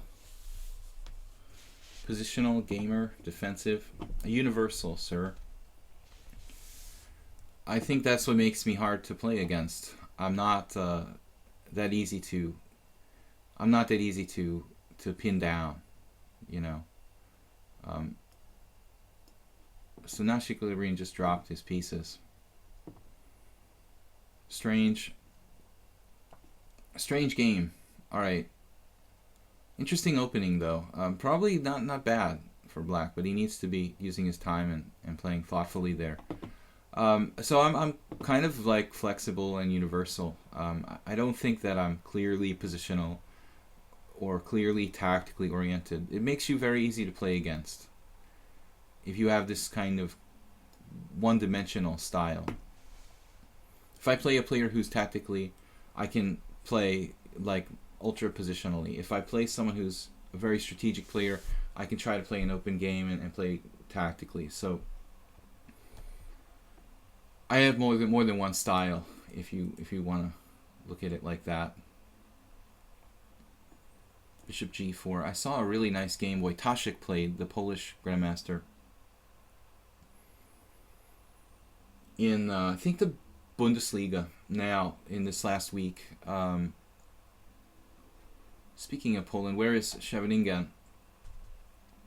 Wojtaszek played a game in this line with white. Black played there knight d7, I think. Knight d7, or maybe bishop takes f3 followed by knight d7. White had a really nice game. Mule Skinner. Andrea, welcome to the stream, guys. We've got another 50 minutes, so that's time for a number of games yet. Black played a kind of unusual opening here. I played knight f3, d6, and bishop g4. I don't really think I can need to do anything extreme. This is somewhat unusual, the so-called Wade defense with d6 and bishop g4. So we'll say that Mule Skinner took the bull by the horns, played something a bit unusual. It's like playing the Trompowsky with black. So I like the way that Wojtaszek handled that. Now here he's not taking on f3. I'm not sure, what we have to think about, what we want to think about that.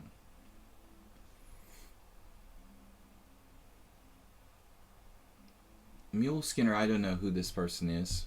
If he's in the stream, like chatting in the Twitch stream or not. This is only the third time we've played. But a very solid approach. I think that was the moment you should really take on f3 and try to play the structure based on d5 with white having doubled pawns.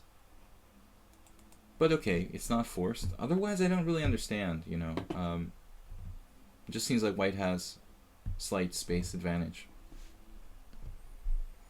This was the conception, bishop takes f3 and then d5, I think, to play a kind of Trompowsky.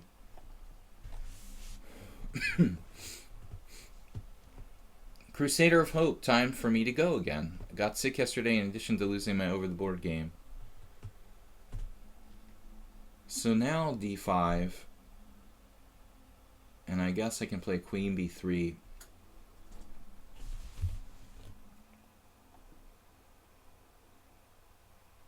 Knight e5, d takes c4. I'm not really in love with that. So we're going to go queen b3. But black's position is pretty solid. But I have no idea how strong Mule Skinner is. He's got quite a few games here, though. 1800 is like 1650. I think there's like a 200 point. I don't know. Then again, I say there's a 200 point inflation, but I mean, my rating is, 50 points inflated from my current FIDE rating. So I think at the lower ratings, there's more inflation here on lichess than in the higher ratings. The higher rated players aren't too much inflated. I might be a little underrated on lichess, though. My classical rating is... It's really easy to exploit the rating system on lichess. You can play a bunch of games with your friends, and they can give you points. I'm sure there's a lot of that going on. So, my rating is legit, though. I mean, nobody ever threw me any points or anything, and I'm probably a little underrated in classical here. So, but Mule Skinner plays very solidly. If he's really like 1700, say, I won this game against Mule Skinner, where I was up the exchange, and the other one was yesterday in a Grand Prix attack. I don't like b6, man. I don't think that b6 is a good move. You really need to do either queen b6 or queen c8. I strongly recommend any time you play this kind of setup with Slav,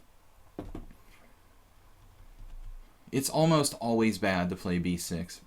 It just permanently weakens your whole pawn chain. So if you don't like queen b6 and trading queens, you have a solid alternative in queen c8 in this position. But b6 really weakens the pawn chain. I've got already like sacrificial possibilities on c6 maybe. So it's really dangerous. Queen a4. You might be losing material. Almost losing material by force in this position. There's also like levers with g4 in some situations. Pawn takes pawn. Bishop g5 is another idea. Developing more pressure on everything thematically, like putting pressure on d5 for white. Now I need a sort of sacrifice or breakthrough idea. Bishop g5, pawn takes pawn, bishop g5, followed by pawn takes pawn.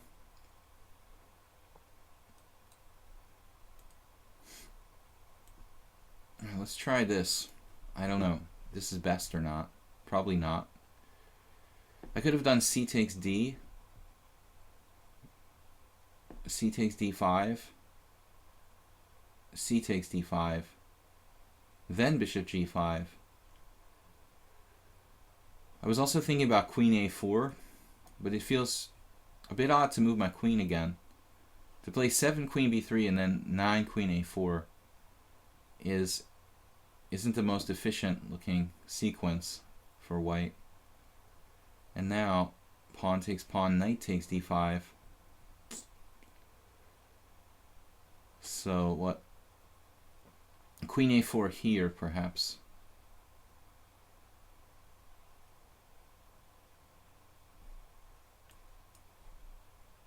Trying to put maximum pressure on the whole pawn chain. But I guess black playing like b6 is a very weakening move and somewhat justifies white moving the queen again a second time.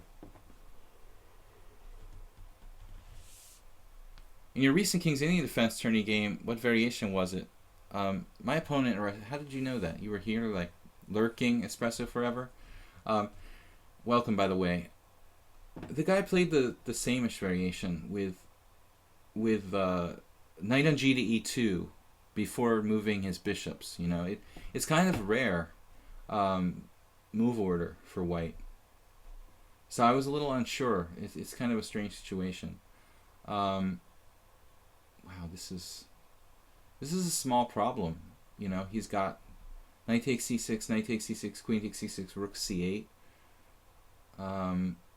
with compensation. So I don't feel like I really have anything here. Well, he is tied up. I mean, we can say black is tied up here, and it's a little hard for him to develop. But I have no way to break through.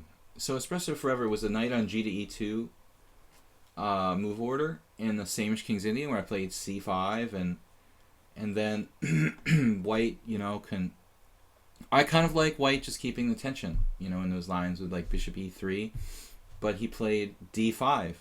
So it was kind of like a Benoni where white's played knight g2 and f3, and then it transposed to a bishop g5 same-ish variation. He played bishop g5, and the problem for me was I'm not used to playing these positions where white plays knight ge2 and bishop g5, but doesn't play queen e2, queen d2. I've played a lot of the same-ish King's Indians with white, but I always play in those lines like queen d2 very quickly. And so the guy's queen was still on d1. And for me, that's a bit unusual. You know, I wasn't quite really confident what I was supposed to do. So it worked out, and I got a pretty good game. But I felt like, wow, this is not a position I've really played very much, you know. Playing the same-ish King's Indian a lot myself, it was weird to be like, I don't know what I'm doing. But the move order the guy chose, there's so many different possible move orders, and it's strange, you know. But I got a good game. But I'm not confident. I saw some games in the database.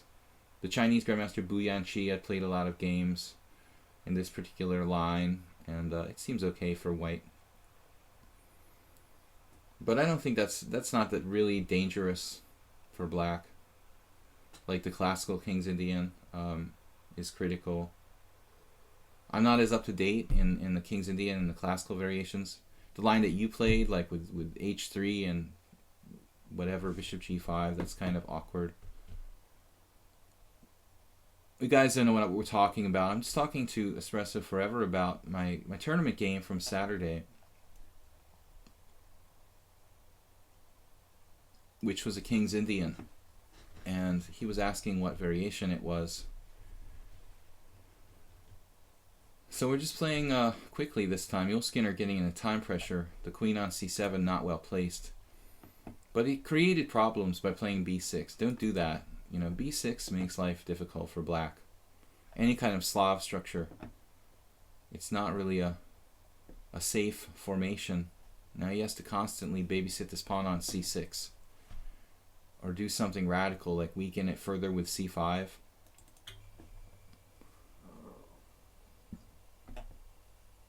Uptime. No uptime. Stream time is almost 2 hours now, 40 minutes left. Bishop takes f6, bishop takes f6. Earlier I was concerned about black taking back with a pawn. But at this stage, We started to have some really funky piece sacrifices in our minds here. Wow. I was looking at the wild line, like bishop takes f6, g takes f6. Check it out, like knight takes c6. Can I do that? That is interesting. But in this position, I probably shouldn't do that.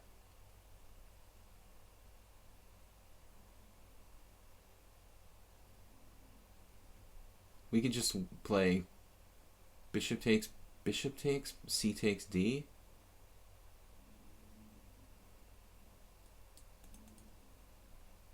Or bishop f4 is also good.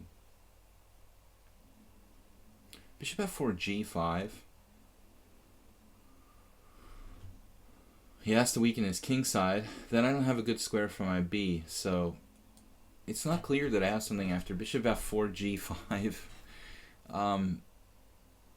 Knight takes c6 or something.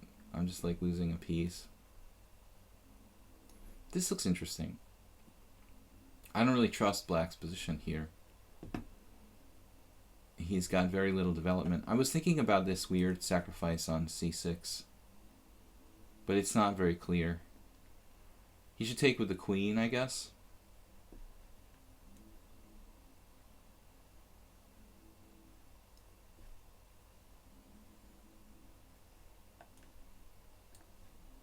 Doesn't look good for black. He doesn't really have time. I guess he plays bishop takes e5, pawn takes e5, queen takes e5. Now what's he supposed to play? Okay, I see one line he can play. I see one line here that's black's only hope, basically.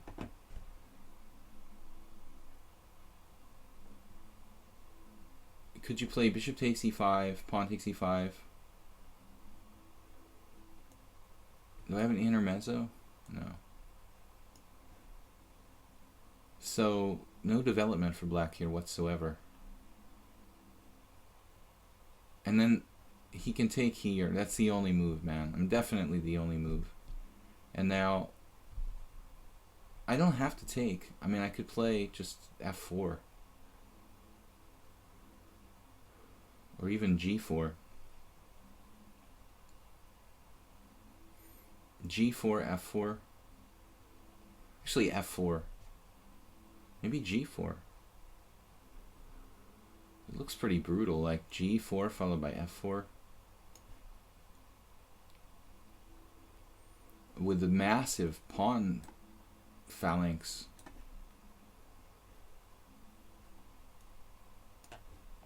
Plus the sacrifice, or well, it's not a sacrifice. Taking on d5 is not a sacrifice.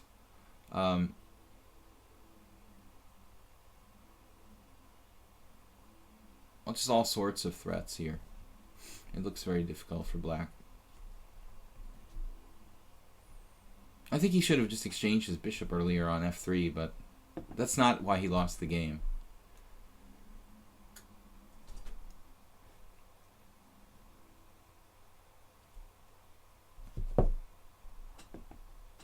So guys, we basically have time for 3 more games.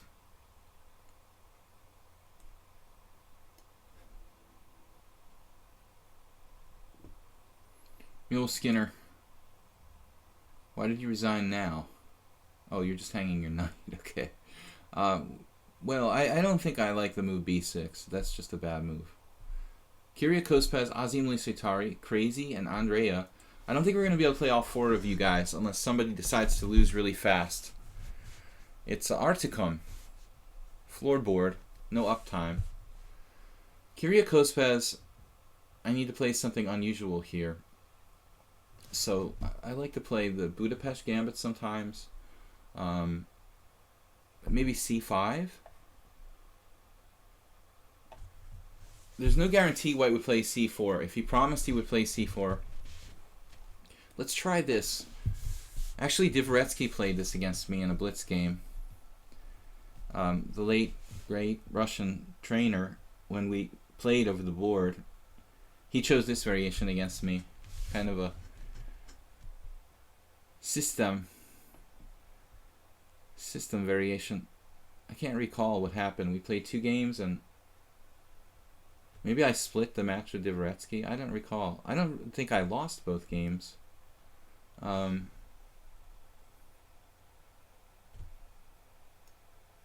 after c4, it becomes a kind of normal check Benoni.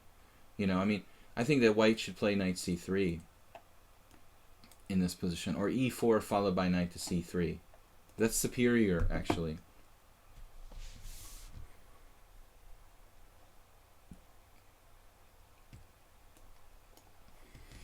I'm gonna do what my old colleague Igor Feugl liked to do, was to play the King's Indian with the move c5 very early. And it kind of holds up white's queenside counterplay a bit. And there are other benefits of it in some lines too. I could play knight h5 early.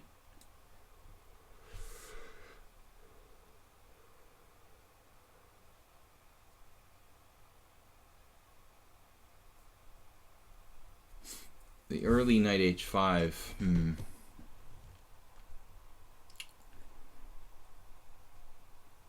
why not? It's sort of interesting.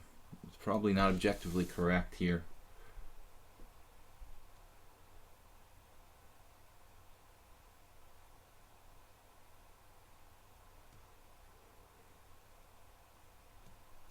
Remember, once I lost a game in Blitz, Quinteros was playing this where he would do like bishop g7, bishop g5, queen c7 years ago. You can still find him playing Fischer Random on the Internet Chess Club.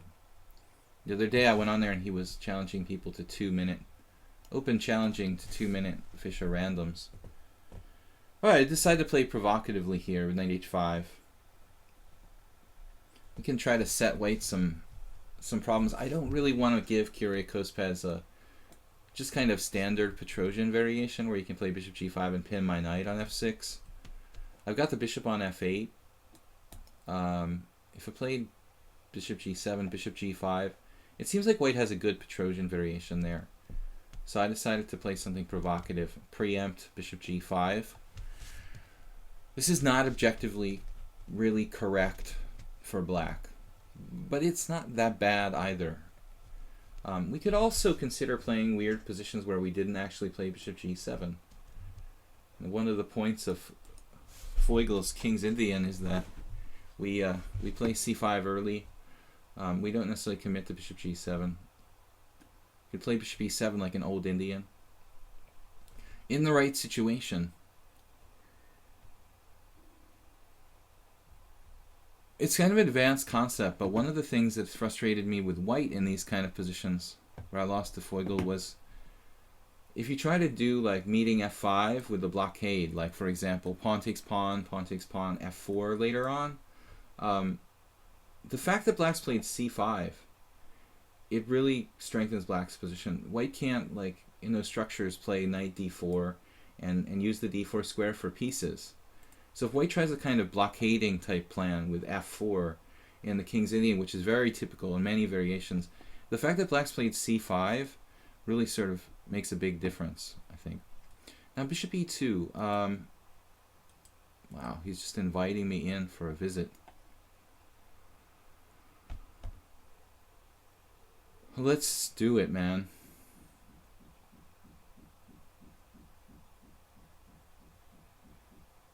Zarian doesn't want to nag. Is he still playing 1500 players? These Zarian doesn't understand, man. The 1500 question mark is just their provisional rating. It's not a real rating. So in many cases, everybody says 1500, but they're all different ratings.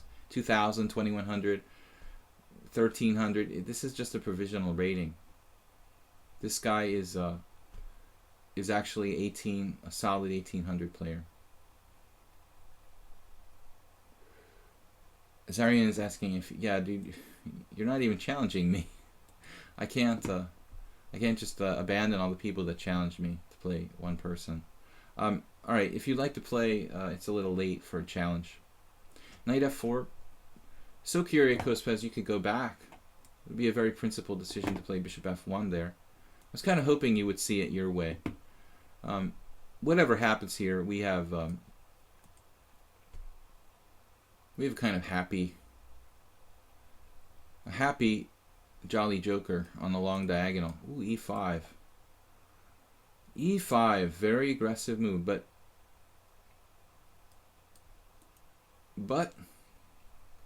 I don't think it's necessarily dangerous for me. Interesting. Well, I have a lot of options here. I mean, there's nothing wrong with like bishop g7, for example. White has no threat, per se.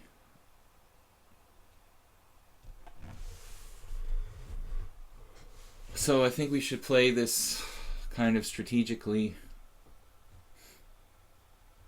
But e5 is a principled move. You're trying to avoid me getting the blockade of the e5 square. Because a lot of people would have played, you know, just like queen d2. And I was thinking of just giving you a pawn, honestly, with bishop g7. Queen e2, bishop g7, castles. I mean, queen takes f4, castles. And both Larson and Fischer have sacrificed pawns like that. Now, bishop here is getting a little weird. Queen a4 feels very anti-developmental. I could also play king f8, but I permanently lose my right to castle. So I'm not really down with that. And then this move, queen b3.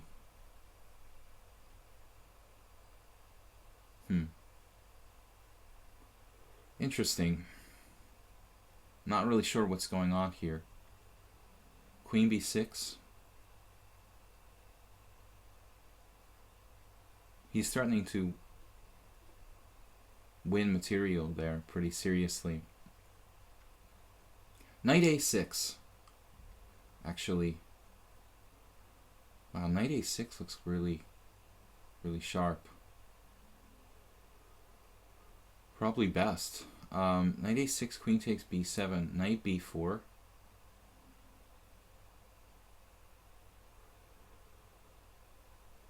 Castles. What's going on? Knight a6, queen takes b7.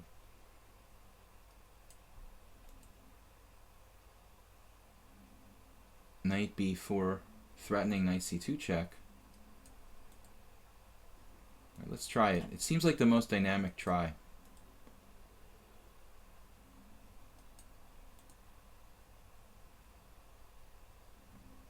Well, it's like a Benoni. I mean, it looks like Korchnoi playing black in a Benoni. There was some famous game like Suba versus Korchnoi. White's losing a lot of time here, and I'm almost fully developed. I have two bishops that both look good. I don't know. I mean, it looks like White's in danger of losing the initiative, so he's going to have to play very sharply.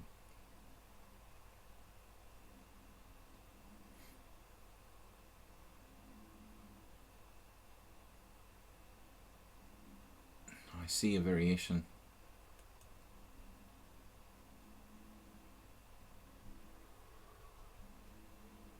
Wow, this is bizarre. A little scary for black.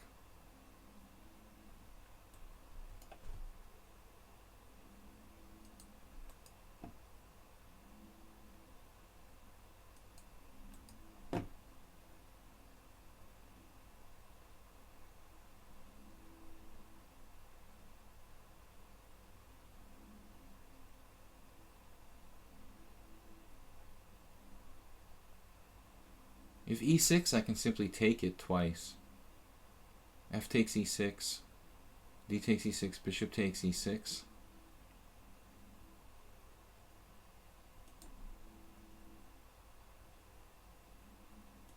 I don't understand. Well, that's quite an advanced sacrifice. I could play king f7. I mean, take king f7, queen takes f4 check, bishop f6, or king e7. It's pretty unclear. Well, that's an amazing. You know, you see here, Zarian, very weak players, obviously. This 1500 man, he's really weak. You know. E6. Wanted to sacrifice a piece here, actually. I really wanted to sacrifice a piece here, but I don't see how I can do it. Because he's taking with the queen. Otherwise, his queen could get trapped on b7. How am I going to trap his queen on b7? That's the problem. I can't trap his queen on b7. So I'm basically forced to take this. Well, what an amazingly dynamic concept for him. Well, I didn't see that at all. That's a good move to miss. Whew. Just totally missed it. So there's no move for me. I mean, there's no move. I'm just losing a piece here.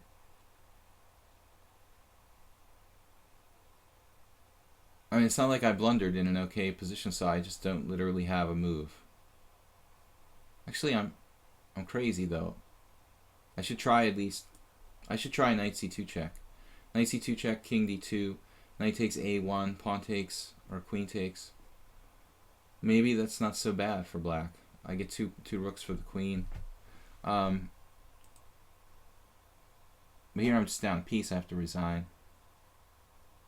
I'm losing my rook with... Do I have to resign? Let's not resign prematurely. I almost resigned prematurely here.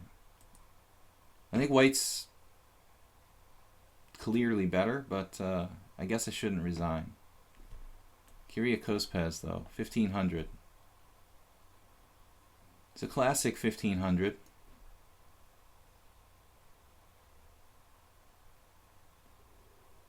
Kind of the typical 1500, you know. Wow, he's got two pieces for the rook and a pawn.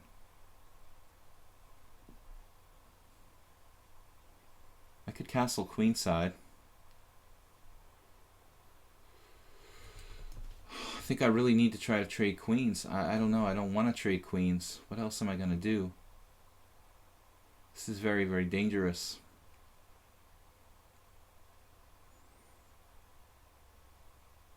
Maybe I can't afford to trade queens, but what am I going to do? Man, this looks hopeless. Hopeless. Down two pieces and a pawn for a rook.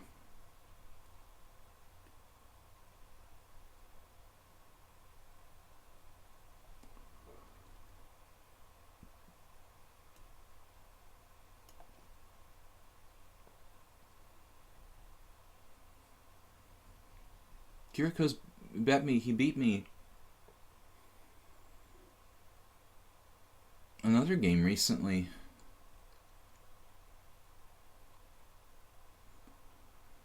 Guys, we have time for two more games, whatever happens here, after this disaster. Quite well calculated by white. I would have been afraid to, go in and grab pawns with queen takes b7 on general principles. White didn't exactly have a lot of development either. I'm a little surprised by this position. I really misjudged it. I just thought that I would have been okay here, but apparently not. I really thought that he was somewhat behind development himself. Wow, I wish I had played that first.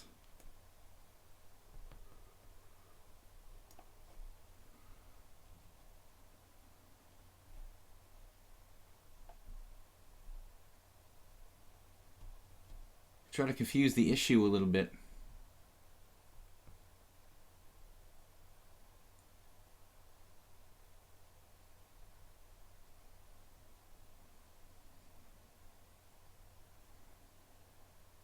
Well, I'm surprised by that, but it's probably good enough.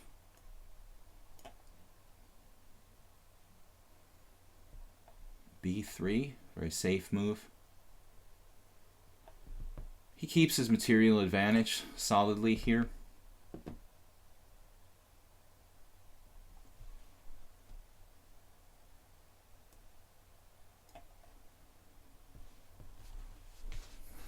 Still a little bit of complication, perhaps.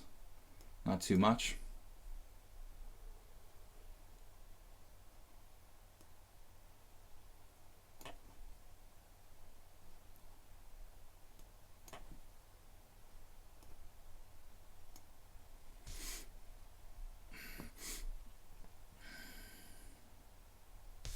So rook e7 check. Ooh, that's nasty. I don't see the trick. Yeah, I saw that, man. I don't see how you can win by force.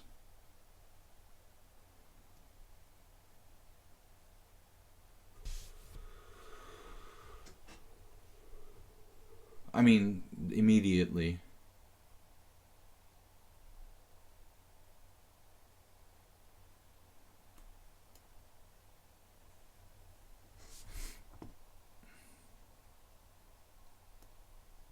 Nice move. Wow, he took that way. I didn't expect that. Expected to capture on d6, I guess.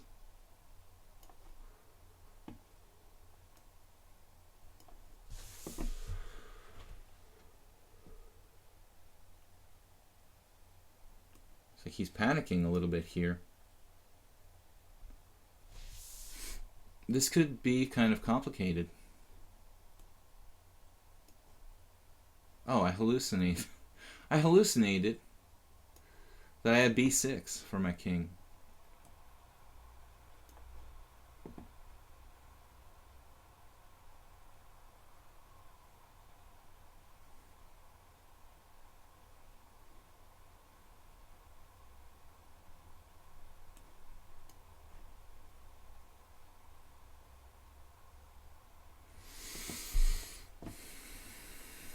Let's do a 2-knight checkmate, shall we?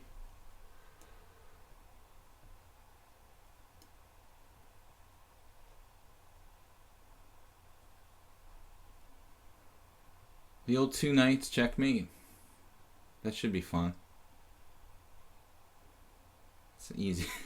That's an easy one to play. Man, I can't believe I survived this.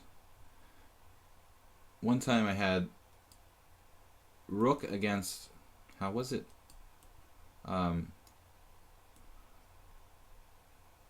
Once I had rook against rook and 2 knights, and I drew the game by forking the threat of stalemate and one of the knights. So I forced him to give up a knight to avoid stalemate, and then we had like rook and knight versus rook. So a kind of swindle. Sorry about that. But I had to go with it. We have an obligation to fight to the bitter end.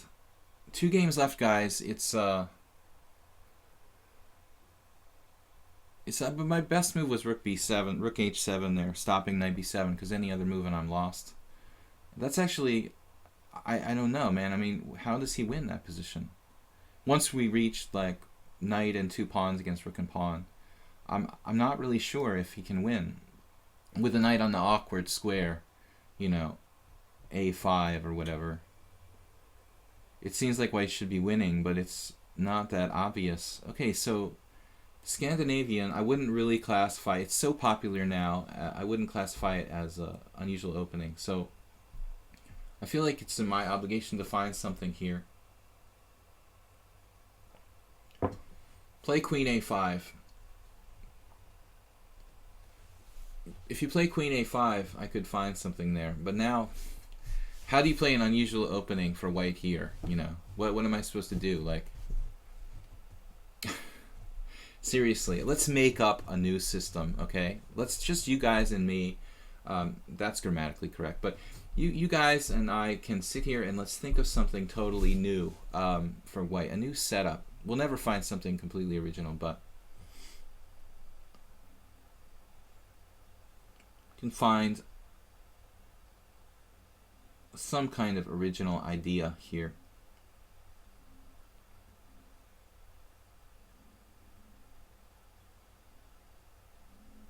I don't want to play something stupid like queen h5, you know. Wing gambit. b4. Alright, a3. This is the new concept. Stopping bishop b4. It's sort of positional approach. If black tries to do c5, I can play a wing gambit type of idea. This is my attempt to get something unusual here. But I actually...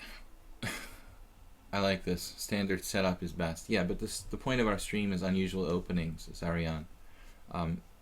We're not doing a normal stream today. We're playing unusual openings. We're trying to play non-standard sort of stuff. So I had a game on the stream where I played a3 on the first move a few weeks ago, and that's where I came to this idea. So now he does a6 in response, and it's kind of like makes sense. It makes sense a little bit, but I'm going to play bishop c4. We've got the retreat back to a2. Pressure on the classic weak point in the position on f7. So b5 not recommended for Azim Liswitari, unless he wants his head handed to him. Headhunters. Azim Liswitari, he almost got me on Sunday. He had a winning position, but it wasn't easy to win. But it was a winning position. He has an incredibly bad score, although a lot of games he's played quite reasonably. It's not a weak player. He's 1900, but just stylistically doesn't match up well against me. So e6 is a solid move, yeah, killing my bishop. b5 is coming no matter what, so we could think about like just retreating back to that square. For example, queen e2 here. I don't want to develop my queen too early. But he's going to play b5, then put his bishop on the long diagonal, and this is kind of a weakness on g2. Doesn't my king side look kind of weak? With the bishop on b7, how am I going to defend my king side? d4, b5, we could even go back to e2. I don't think it's a bad idea. Like d4 to b5 bishop, but it's not really thematic. Okay. Unusual. It's more like a queen d6 Scandinavian. I mean, you would think if you're gonna play a6, maybe we leave the queen on d6 instead of d4. I could play d3. I think it's a much more low maintenance kind of pawn structure for white. Oftentimes in the Scandinavian, the d4 pawn is the problem. Black gets a lot of counterplay against that pawn. And I think this position is no real exception. So, Wesley, my intention here is to play d5. I don't think I should change my plan now midstream. Literally midstream. a3 turns out to be fairly useful, stopping b4. It's like a prophylactic move. It also stops bishop b4. It at least slows it down.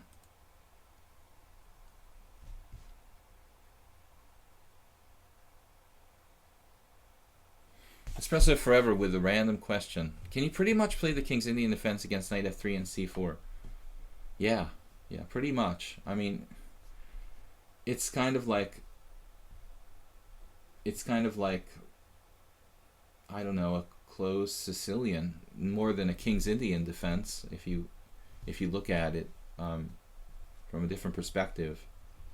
You know, I mean, it's not really the King's Indian because white doesn't have to play d4. But it's like similar to a King's Indian, yeah. But you know that. I mean, you're Espresso Forever, you're a strong enough player that you basically know that. But a lot more boring than oftentimes a lot more boring than a traditional King's Indian. The closed English can be really boring and stodgy. What do we do now? We both have this bishops of power. Whose is stronger? And well, I suppose knight takes d5 here is most natural, and then knight f6. I have some interesting possibilities. So, yeah, I mean, this looks like... Usually you go forward with a smaller piece, right? And the knight is smaller than the bishop.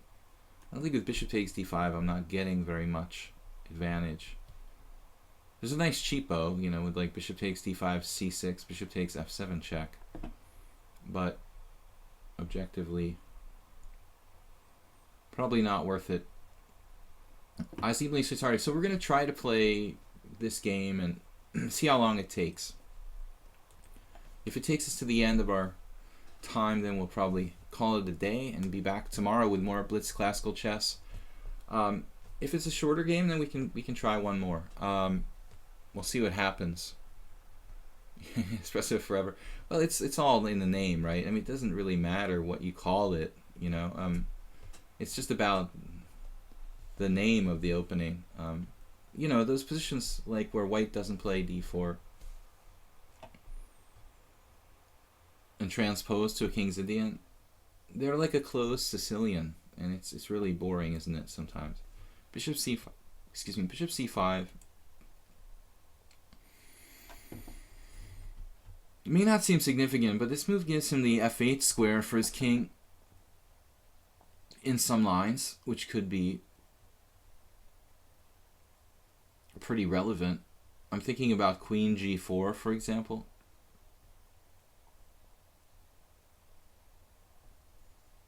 He's weakening the g7 square, but what to do, you know?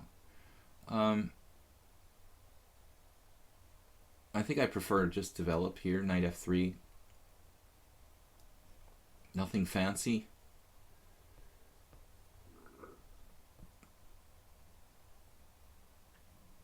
I'm kind of waiting for him to play c6. You know, that's what we want to see. We want to see the pawn go to c6 for black.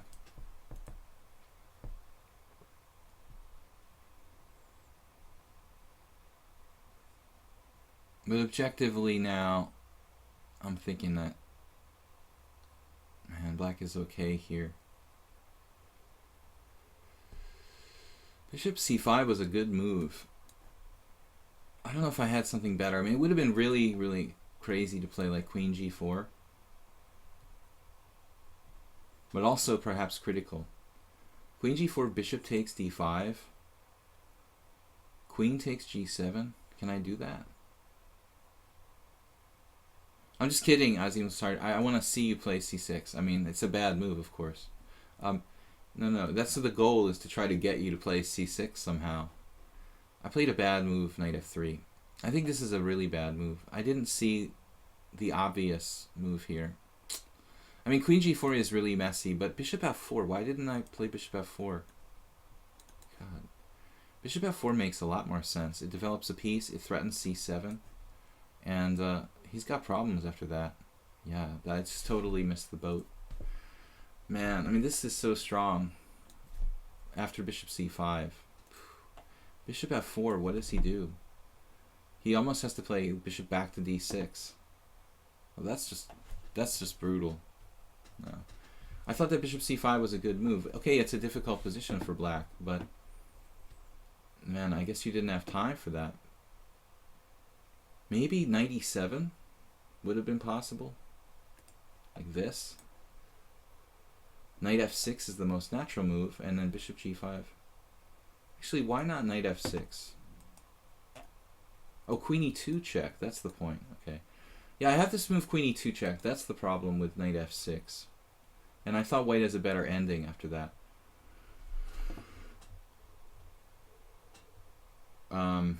That's why you can't just do like a normal move. Well, he played c6, but I was just kidding, man. You don't do c6.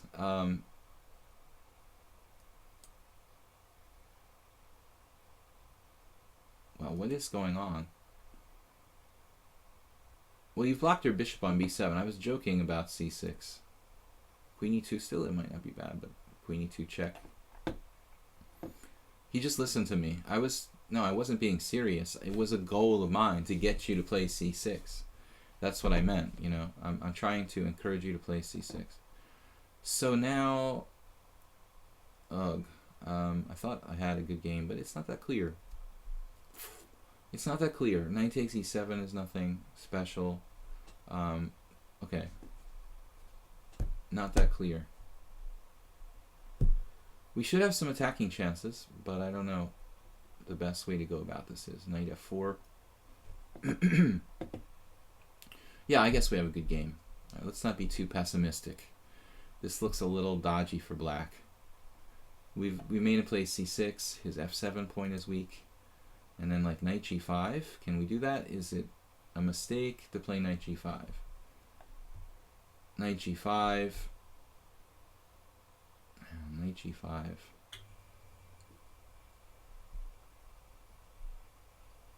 Well, we're running out of time, so I think it's time to make a decision here.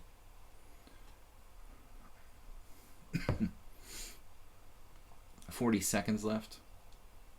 We have serious attacking chances. Knight d5, stopping me in my tracks. Darn. Man, that sucks. Alright. That sucks. We have a tiny advantage now.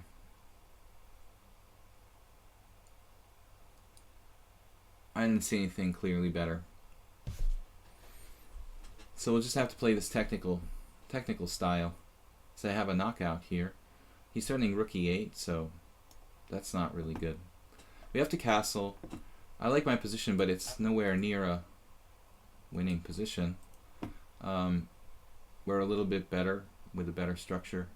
Bishop's pretty dangerous on a2. He has to constantly worry about this pawn. Doesn't have a lot of counterplay. h6 is okay, but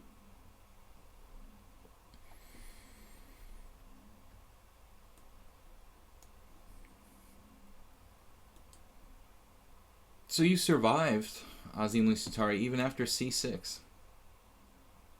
I don't know if I should have taken on d5. Guys, this is going to be the last game today. We're definitely going to call it.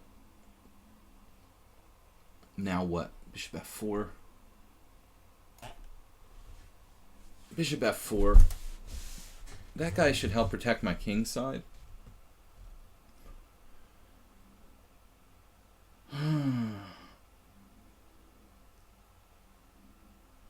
Maybe it was better to do something else, but I don't really see a good square. Maybe a maneuvering move like queen d3, preempting rook e8, and setting up some tactics. And now queen d3, bishop e4 doesn't really benefit me, unfortunately. I guess we have to go here. I don't mind this that much, you know, to be honest. I mean, the double pawns, it's not ideal, but I don't think that black is better or something because I have these doubled isolated pawns here. In fact, it gives us some attacking chances. So the question is how to do this. bg3. Ooh, knight e5. Uh-oh. Maybe I overlooked something there. That is kind of nasty. He's coming after me. F4 though.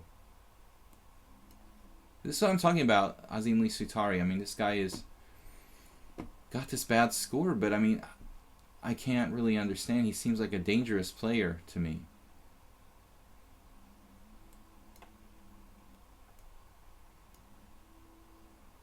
Not a bad player. I don't understand how he has such a bad score. Really, he's played some dangerous games against me. Here, this is also marginal. Now, what's happening here? That's a nice move to play king f1. I guess to protect myself from not losing immediately. Very awkward situation.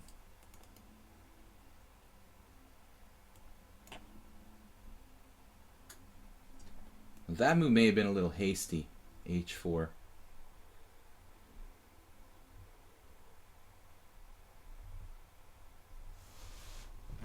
A little bit hasty.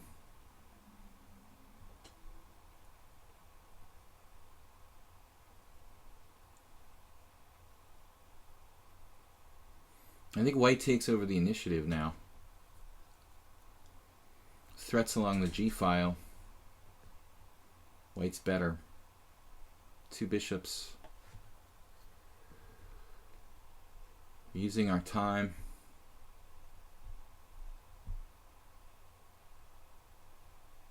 But I mean, if I wasn't careful, I would lose in 1 move. So he's very dangerous. Not a pushover. Anyway, guys, we're going to be back tomorrow with a 10 a.m. Blitz and Classical stream here on lichess. I'd like to thank everybody in advance. Still got a bit of game left here, but thank you guys in advance. I have a bunch of stuff to do today, so I will see you again tomorrow. Queen d3, any move. Queen d3 is a move. It's not the only move, depending on what he does. This is an obvious try. We have a lot of other moves. F4. Very, very important concept here. I like F4 here. Activating my queen. It makes my bishop a little bit bad temporarily. We can live with that. What's this?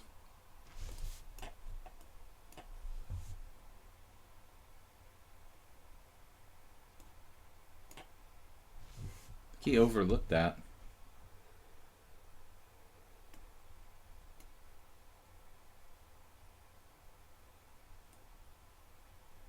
Well, I almost hallucinated I had like a I hallucinated I had a bishop on the long diagonal there.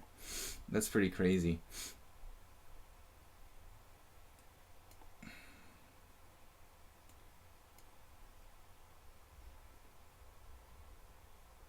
And everything's protected. Well, I cannot move my rook. Wow, he just blocked me with that. Bishop e1.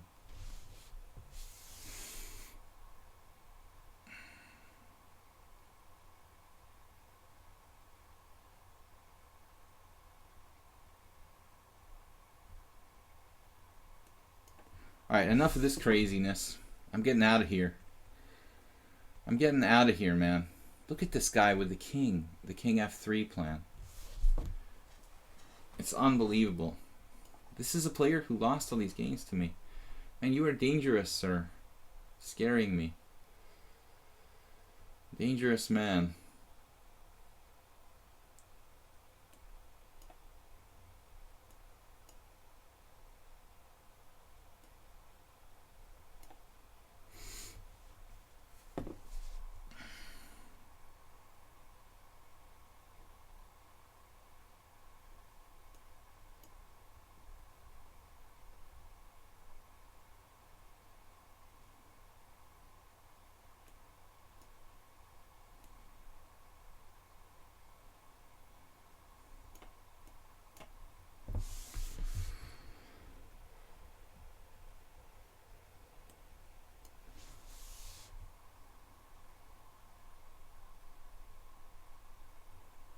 Something of a trick.